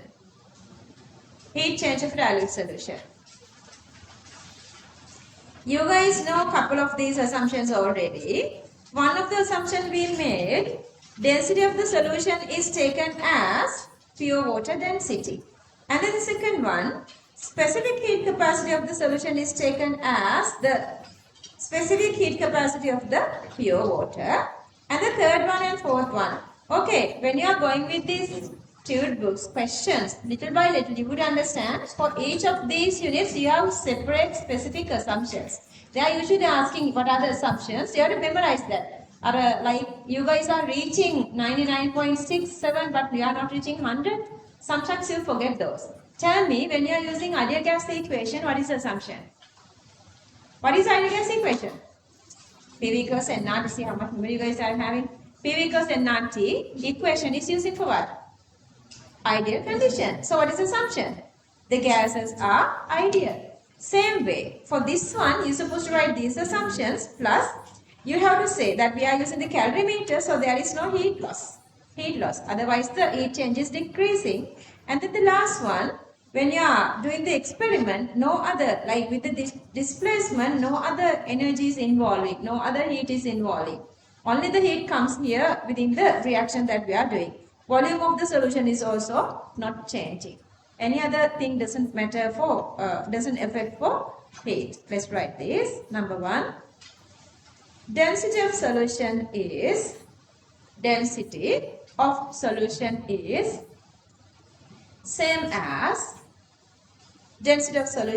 same as that of pure water, comma, for diluted solutions. That of pure water, comma, for diluted solutions.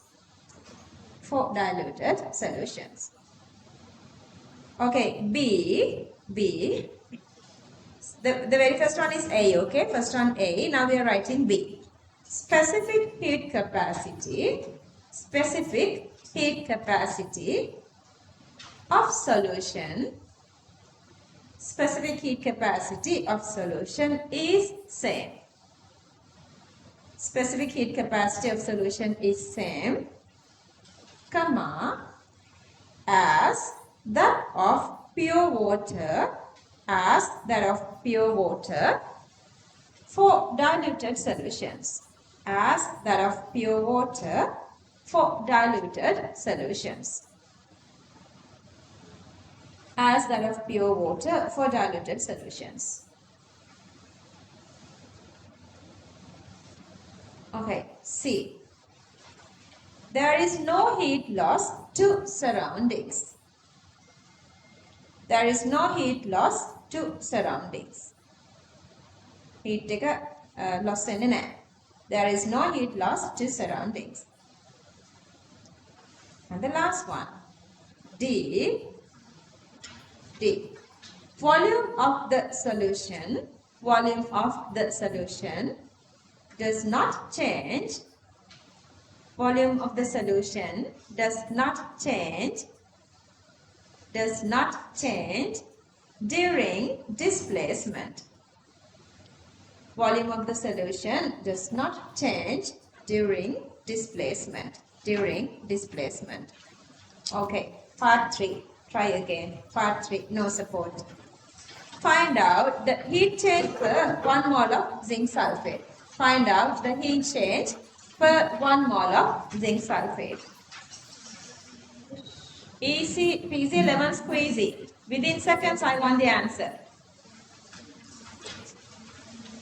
Find out the heat change of displacement of, per 1 mole of copper sulfate.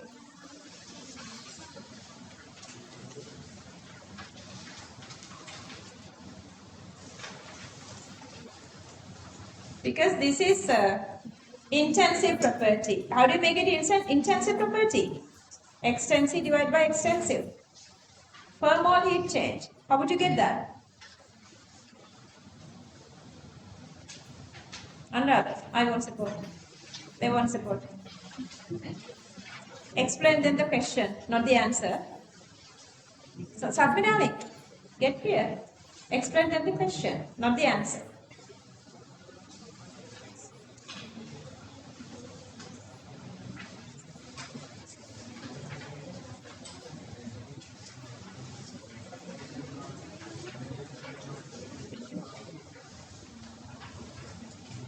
Adoni, Satvi.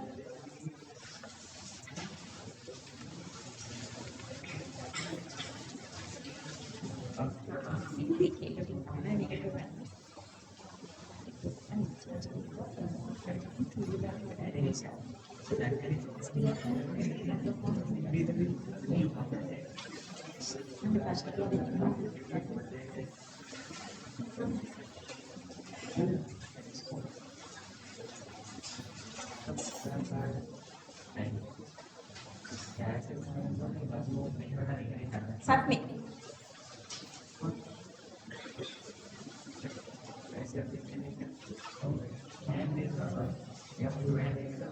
මේ මරක් වෙනන්ගේ බලන්න.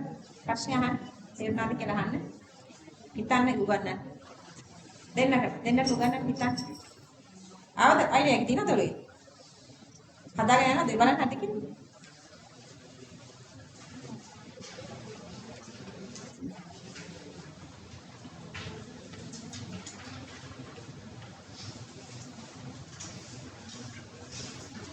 Okay, let's move on with the question and answer again. See the question. I'm going to go with the question again. They say initially you are using 50 cubic centimeter of 0.1 m copper sulfate. Okay, to that amount we are calculating the heat change. Whatever the heat change is calculating, supposed to go with this CV of copper sulfate. The reason is we have zinc in excess. We have zinc in excess. So that the heat change, whatever we calculated, this amount, 1680, supposed to go on with what? Copper sulfate. How much copper sulfate do we have? We need to calculate that. How much copper sulfate? You know the CV. Then calculate number of moles by multiplying with the 10 to the power minus 3 so that you can cancel off this per cubic decimeter to cubic decimeter. So your answer is 5 into 10 to the power minus 3. To that amount, heat change is 1680. Then per 1. That is the answer. Clear? Okay. Fourth part, copy this one. Fourth part, do with the pencil. Copy this. Part 4, try with the pencil. Fourth part again, do it with a pencil.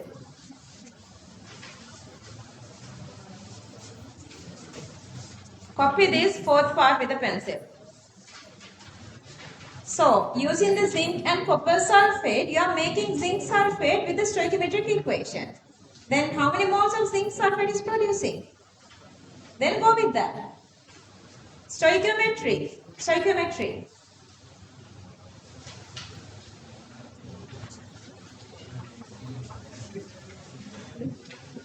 Sunday, are you okay? Not asking any question from these Aya's work, please.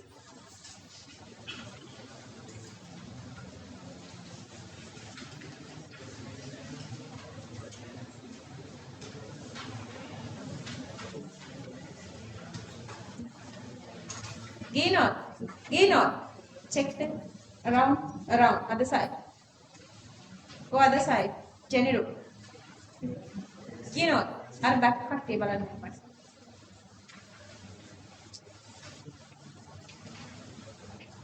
අර පස්සේ නංගිට තුන්දෙනා වැඩි ප්‍රශ්න අහන්න ඒගොල්ලන්ගත් පොඩ්ඩක් බලන්න ඕනේ.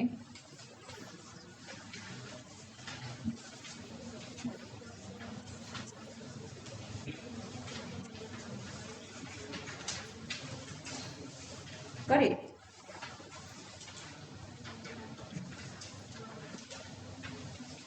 Submit. See what's wrong with them.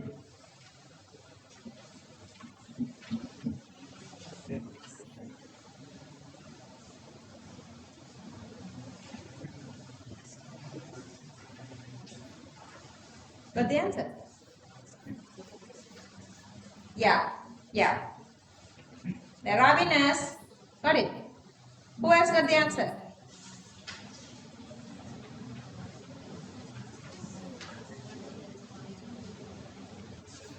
You tell me you won. Just give it a try. Yes, it. Kita akan bernada. So you have copper sulfate and zinc. You are making zinc sulfate and copper. Then with the stoichiometry, what is the number of moles? Stoichiometric ratio is 1:1. Gino, yes, ita bala. Kontanda hirala ini kira. Anuradha, mene angila bala. Nilpar lysine set එක.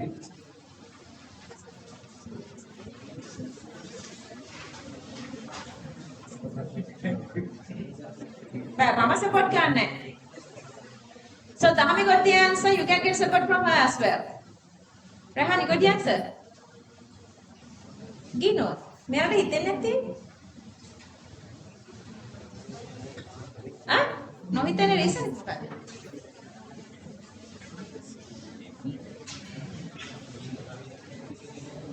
Well done. Well done.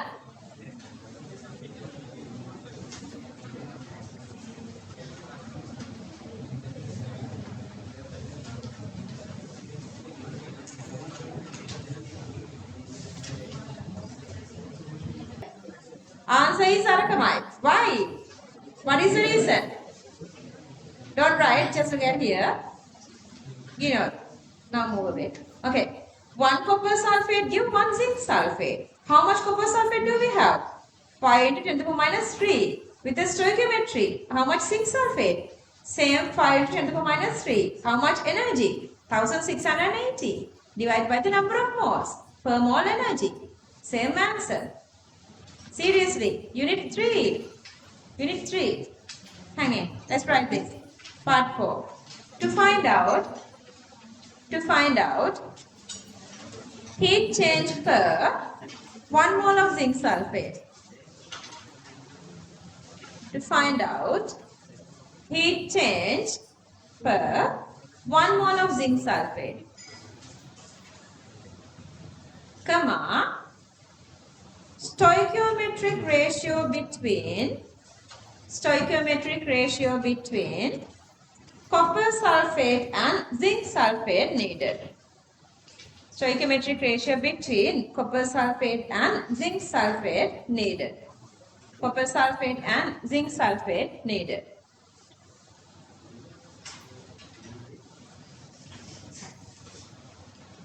To find out heat change per 1 mole of zinc sulfate, stoichiometric ratio between copper sulfate and zinc sulfate needed. Say anything පුතා you darling? ලිව්වද? මේ කීප ටික ලිව්වද? මොනවද ලිව්වෙ මෙච්චරලා? ගාන ඉතින් හදන්න ඒ ටික ලියලා ඉවර කරලා. හා මේක කොපි කරගන්න.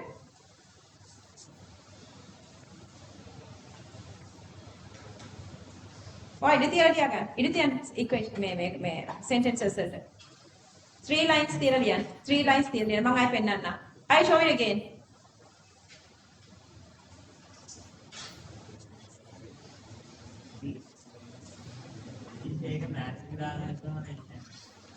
What do you mean maths? ඉතින් එන්න විදිහක් නැහැ නේ. 5 grams use වෙන්නේ නැත්නම් කොහොමද 5 grams දැම්මම එන්නේ answer එක. කීප එක දැක් මෙච්චරලා කීප එක දැක් උඩට ගිහිල්ලාම නැහැ. ගියනොත් මෙන්න මේ මල්ලට බයින්න. zinc 5 gram දැම්මම එන්නේ නැහැ. ඉන්න බෑනේ. ආ? copper mass එක වොත් ඉතින් පුළා ඉතින් copper mass ප්‍රමාණය මොකටද? ආයෙත් number of moles ඕනේ stoichiometry ගන්න. නේද? තේරුණාද? You can find the copper mass, but still you need the stoichiometry. Then again you have to convert it to moles. You know, don't mind අවුලක් කරගෙන ඉන්නවා.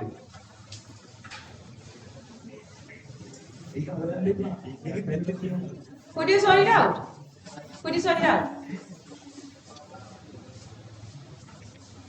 ක්ලාස් ඉවර වෙන්න ඕනේ බනින්න. එතකොට ඔබ හරියනවා. මේ සිහියෙන් නෙවෙයි අහගෙන ඉඳලා තියෙන්නේ. මම highlight කරලා පෙන්නුවා. excess තියෙන එක කොහොමද අපිට limiting factor වෙන්නේ? unit 3 limiting factor කියලා ඔකට ලියා ගන්න අවුලෙච්ච කට්ටිය. refer unit 3 limiting factor. refer unit 3 limiting factor කියලා කොහොමද තනක ලියා ගන්න? refer unit 3 limiting factor කියලා ලියා ගන්න. same විතර ඔයාලා ලියා ගන්න බලන්න first sentences ටික. ආර සුදුගේ පොතක් ලියා ගන්න. ආවේ ආලෝකය අරන් ලියා ගන්න. ආලෝකය ඉතින් පුතා. ලියා ගන්න. උඹ නෙවෙයි හැමෝම ලිව්වා. ඔයා විතර ලිව්වේ නැත්තේ. මම මොන හරි කියවනකොට ඒ ටික ලියන්න ඕනේ.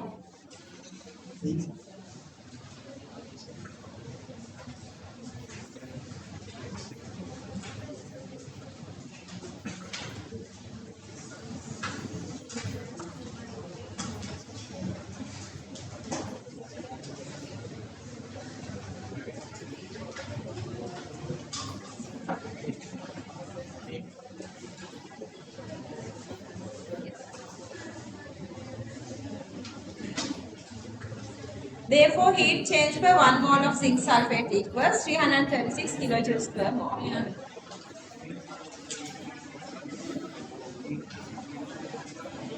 Moving on. Can I move on? Abby? Finished? Sanitha, finish? Question number 3 is again little difficult, and this is homework. Question number 3 homework. Chill වෙලා ගෙදර ගිහිල්ලා මේක ආයෙ try කරන්න. Okay. So another homework. Question number 22 part A. No, essay.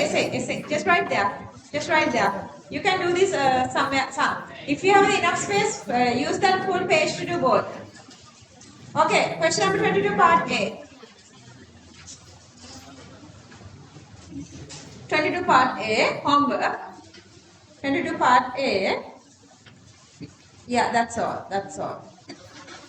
Okay, you guys know already we are doing heat change measurements under constant pressure. Now let's see why we are doing it so. Okay, why we are doing heat change experiments, why enthalpy experiments under constant pressure. What is the reason for that? Okay, you have two different conditions here. Tell me which condition is having constant pressure and which condition is having constant. Okay, let's say this is A1, A and B. Okay, which is existing under constant pressure and which one is existing under constant volume? Okay, A is under movable piston. A is under constant pressure. Pressure is releasing when the pressure increasing, or this is coming down when the pressure is decreasing. So this condition goes with the constant pressure at constant pressure. And here you are using the cork. Here this is closed with the cork. Simply mean you are not changing the volume. So this is volume constant. Okay. So what is the reaction we are doing here? We are doing the reaction between magnesium plus HCl, which is releasing MgCl2 plus H2. And most importantly, this is exothermic, so the energy is releasing to the environment. So the environment is heating. So that what is happening here when you heat the system here? Inside air is expanding, even the water is expanding, but the problem is the volume is constant.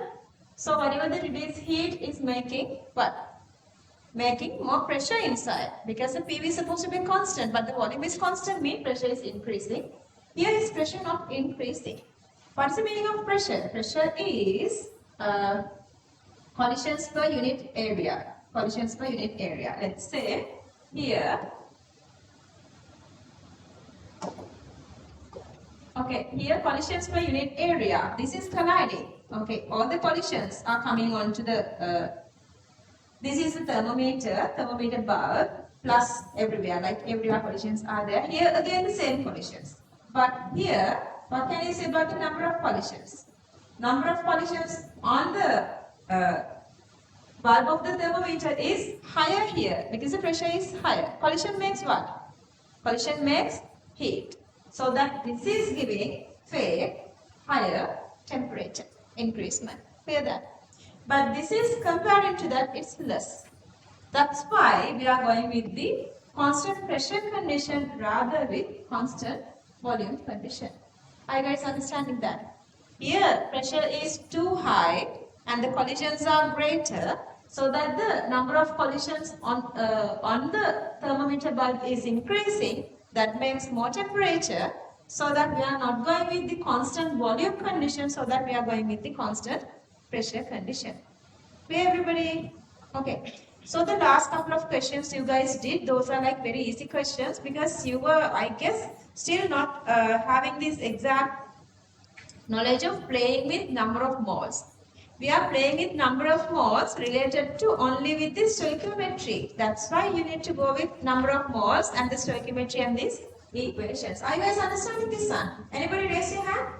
If this is not clear? Okay, may part එක ගොඩක් long නේ, and so that is frustrating. So that's why one of the reason I'm giving this note to you, because see මේකේ ඔයගොල්ලන් බලන්නකො note එකේ මාර ගොඩක් ලියලා තියෙනවා. මේ මාර ගොඩක් ලියලා තියෙනවා just to understand something very little. අපිට birthday celebration එකක් තියෙනවාද? Okay.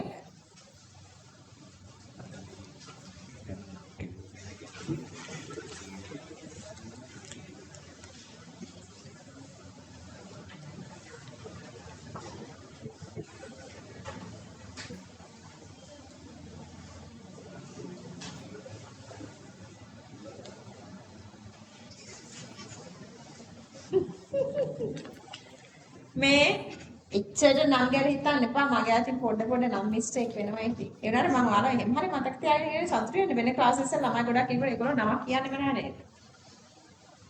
Okay, anyway, listen this. හරි මම මේක තියාගන්න ඕනි කොහේ මේක මට අලවලා දෙන්න. මේ නම් පිළිවෙල දෙනා යසිත් නෙවෙයි යසිරුළු. ජනිරු නෙවෙයි ජනිරුළු. ජනිර. කවුද මේක කෙනා? ඊට පස්සේ සෙමිත් ඊට වඩා හොඳයි ඕනේ. Okay, so the chemical reactions at constant pressure and constant volume. Now, චූටි පොලේ කෙවා.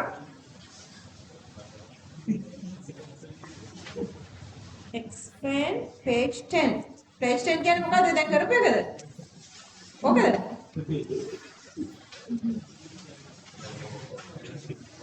Okay, listen again. Guys, listen again. It simply means you are doing this experiment between the reaction is not there. Between magnesium and acid, HCl acid, you guys know between any metal plus any acid, they are releasing energy, and that energy heat up the system. So usually that heating makes these collisions increasing in both conditions. Plus, here with the increasing, thermal expansion is occurred. But here, whatever the pressure is increasing is neutralizing with this piston, making the pressure in a control or the same level. But here, since the piston is cork is fixed here, volume is not changing. You guys know that PV is supposed to be constant. PV multiplicity is supposed to be usually constant. But here, here it is not. Here it is maintaining the pressure at a constant level. But here, since the volume is constant, to make PV constant, when the pressure is increasing here, since the volume is constant, that pressure is only the one which is acting here. Inside here, since the volume constant, pressure is increasing comparing to this one. The meaning of pressure is the number of collisions. So that the number of collisions happen in both, but here number of collisions are comparatively less. But here now, since the pressure is increasing, number of collisions are high. Higher collisions mean they can collide everywhere. Plus they can collide on the wall of the thermometer. So that here, by the collisions, they are also generating heat. That heat is not the normal heat it is generating here. Collisions are happening, let's say, here collision amount is 1000 and here let's say the collision amount is 2000. So here heat is increasing, here it is high. So that high heat is also showing as the reaction heat. So we are always getting the heat change. Let's say we are doing this experiment and so we are just fixing all this. Right after we are adding this magnesium ribbon, we are starting this measuring the temperature. Let's say we are measuring the temperature in each 10 seconds.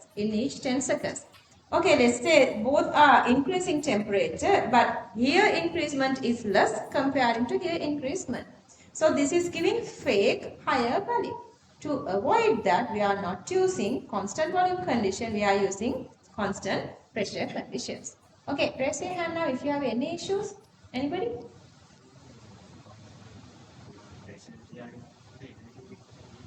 Yeah, a little happening. Good question. A little energy is releasing from here, but that's less comparing to number of collisions occurring here. So that we consider this negligible. This work here to increase the piston, it uses energy as a word, but that is comparatively very low. Any question, anybody?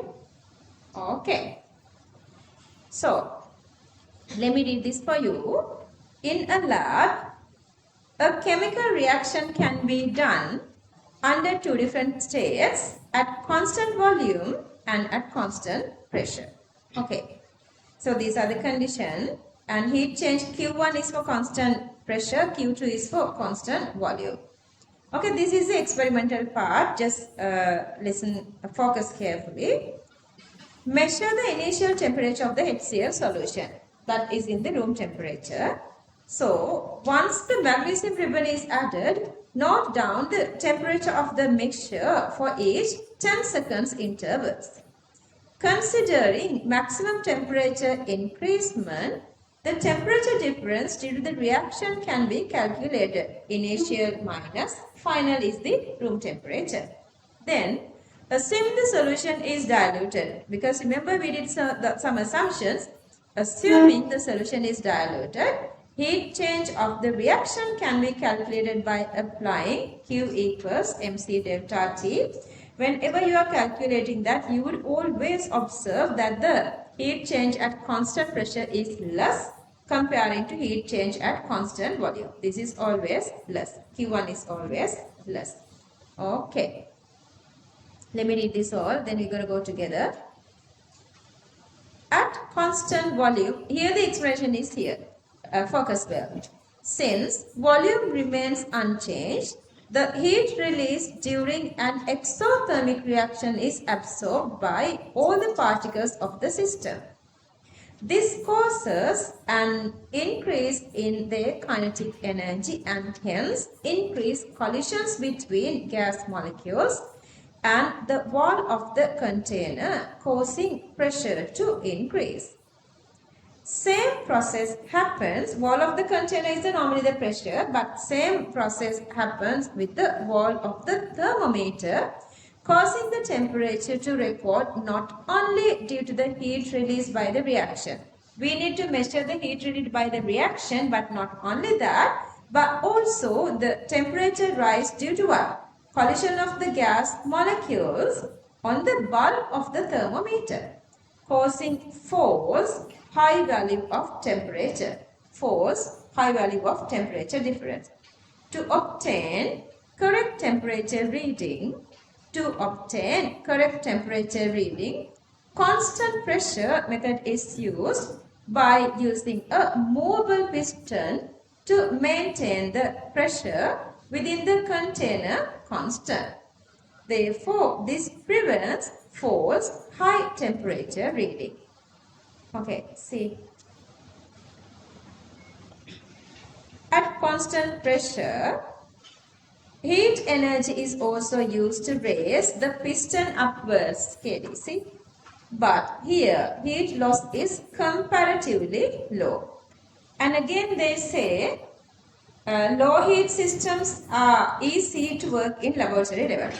Also in the lab, handling the system at low temperature is practically safe. Therefore, heat change under constant pressure is used to calculate enthalpy of a system. Clear? See, this part is really longer. They never ask any of these questions for the exam. Only thing they were asking, under what condition we are measuring the enthalpy. What is the condition we are measuring the enthalpy? Under constant pressure. That is the only single thing they were asking. That's why I didn't leave this.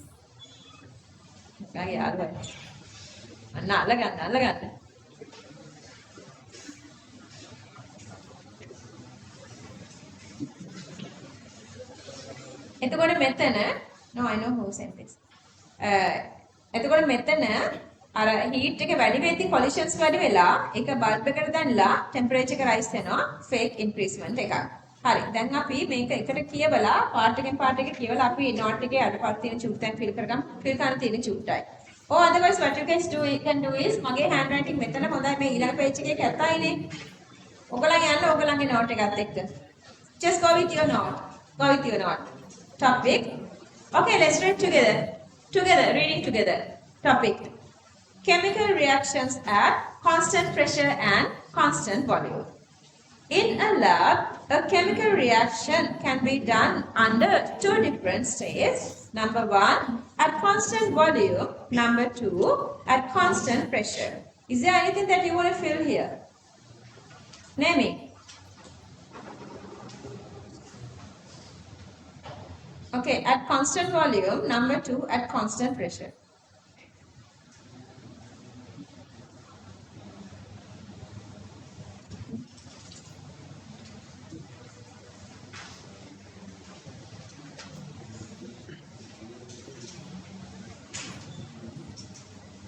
Okay, Anything of these diagrams to fill? Yeah, names. Just fill them. Fill names. I'll underline, I'll highlight, just copy this.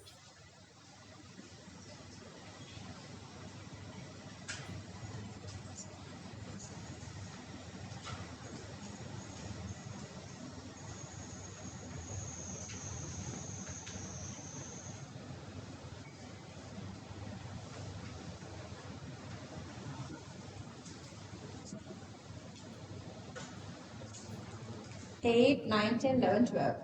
4 of green and 8 of red.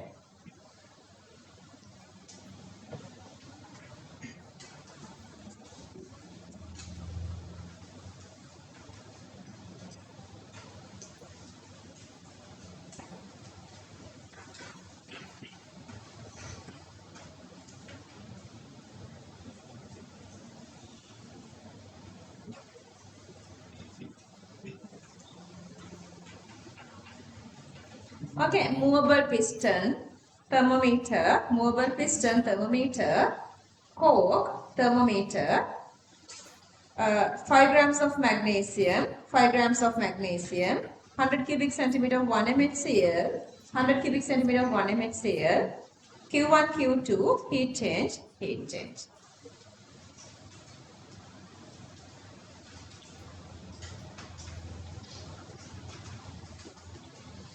Moving on. Okay. Now go with your note because my handwriting is not good here. Measure, let's read together, let's read. Measure the initial temperature of HCl solutions. Once the magnesium ribbon is added, note down the temperature of the mixture for each 10-second intervals. Considering maximum temperature increasement, the temperature difference due to reaction can be calculated. Assuming the solution is dilute, heat change of the reaction can be calculated by applying Q equals mc delta T and Q1 is always less than Q2. Say that. This less than sign is supposed to be there. Okay, Q1 is always less than Q2. Okay, my full sentence. Okay, at constant volume. Since volume remains unchanged, the heat released during an exothermic reaction is absorbed by all the particles of the system.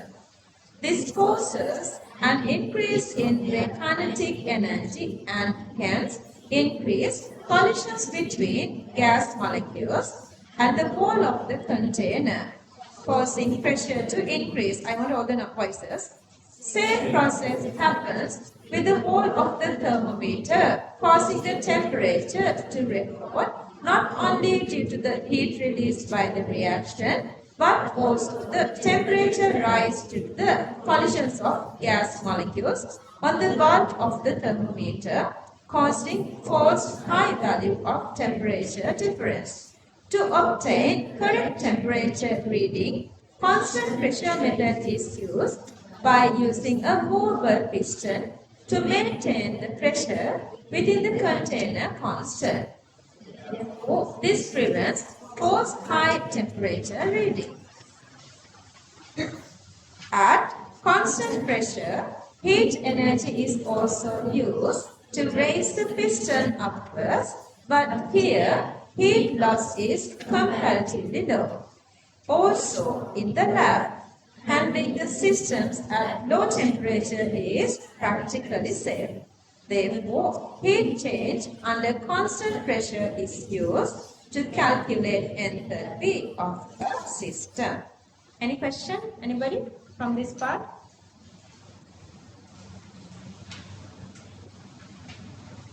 Okay. So the next sentence I'm just saying, to measure heat change at a laboratory, we are using calorimeter. We are using the calorimeter.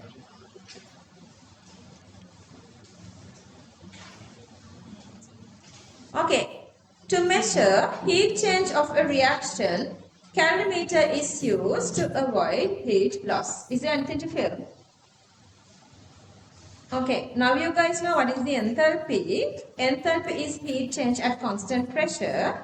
Enthalpy is heat change at constant pressure. And then enthalpy change is the heat change at constant pressure which occurs during a chemical reaction. And you guys know enthalpy is a state function. Since it's a state function, we can calculate the enthalpy only using the product enthalpy minus reactant enthalpy. Does not depend on the path that reaction occurs. And the unit is also kilojoules per mole. Clear? Okay, so let's fill this part. Enthalpy. Enthalpy is heat change at constant pressure. Still, we didn't start real, energetics.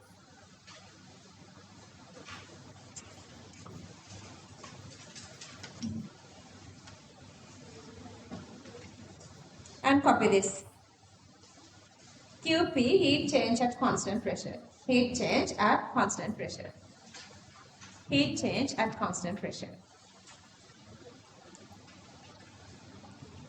Enthalpy change is the heat change at constant pressure which occurs during a chemical reaction. Just fill that if there is anything and then copy this part as well.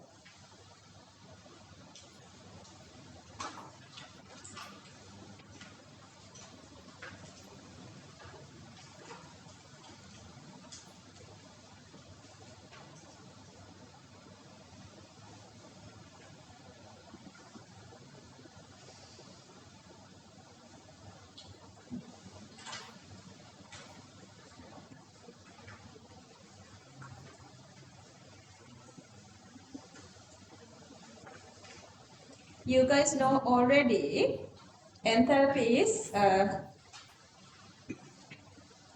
extensive property. So always when you are talking about enthalpy, you have to go with per mole enthalpy. Only if you are using the per mole enthalpy, that is become intensive property. Enthalpy change is directly proportional to the amount of substance in the system. Depending on the heat change or enthalpy change, reaction can be classified into two. What are those two reactions? Exothermic and endothermic. What's the meaning of exothermic? Exothermic means enthalpy is negative or positive? Negative, I said that. Releasing energy, energy is decreasing, that's negative. Endothermic, absorbing energy, and that is positive. Okay, this part we're going to do tomorrow, but next week. Anyway, just hang at me. Okay, so these are the energy profiles. So the very first time you guys are going in the energy profile. So let's say this is a reactant and Y is the product. And you guys can see this is the energy line. This is the Y-axis is the energy line, reactant and product. So looking at this one, is this exothermic or endothermic? Initial energy and final energy is now less. So what happened? Energy has released. So this is exothermic. And if you go to the other side, that you have reactant and product here. And what is the condition here? What is the condition here? Reactant here, product is greater than that, the energy. Then what happened? This is absorbed energy. So the reaction is endothermic. Endothermic. What is the top point here? In both these, what is this top point means? What's the meaning of this top point? Okay, when you are making a reaction, let's say two different molecules come together, one molecule, another molecule, they are get together. What is the energy when they are moving to each other? What is the energy acting? Kinetic energy. When they are getting closer and closer, there is a situation that they both come together and being stationary. What is that energy? Potential energy. So let's say this has 100 kilojoule and this has 200 kilojoule. Once they get together, what's the total energy? 300. That is the energy that they are using for what? To occur the reaction. If that energy is greater than this energy, they are giving the product. So this is the energy we call the what? Activation energy. Activation energy. The energy gap between reactant and maximum point of the energy profile. Energy gap between reactant and the maximum point of the energy profile. Understood? Okay, so the next week we're going to understand. Saddepa, listen. Next week, we're going to understand, listen, uh, these exothermic and endothermic reactions. That is easy. You would understand this very easily. And then we are going to talk about factors affecting enthalpy change and the reference forms of standard condition. Don't do anything, just listen. You have 5 more minutes, just listen. And then, this is the most important part. We're going to go through 16 different definitions of enthalpies. As an example, the very first one is we're going to go with this standard enthalpy of formation. Then the dissolution, solubility, then the lattice, ionization, electron gain. There are a lot of different enthalpies. There are 16 enthalpies. Once you understand those 16 enthalpies, then only we are moving to calculations. Energetics calculations are really challenging for some students. Some students getting it within like the very first time, but some need more practice. So I'm doing this exactly identical 3 questions. There are 4 different methods to calculate enthalpy. If you do 2 questions, 8 times, 3 questions, 12 times. I'm doing 12 times. So most probably, the next week we would be able to start doing the calculations. So try maximum to get to the class next week physically for these calculations. That is the most challenging part of energetics. Whatever we did has very, very minor importance. So don't worry about whatever we did today. Try to do these 3 questions again once you go home. Any other question? Anything related to energetics that you want to go through? Otherwise, I'm not going to go through the theory again. No question. I can't expect that. Okay, bye. Take care then everybody. Good night.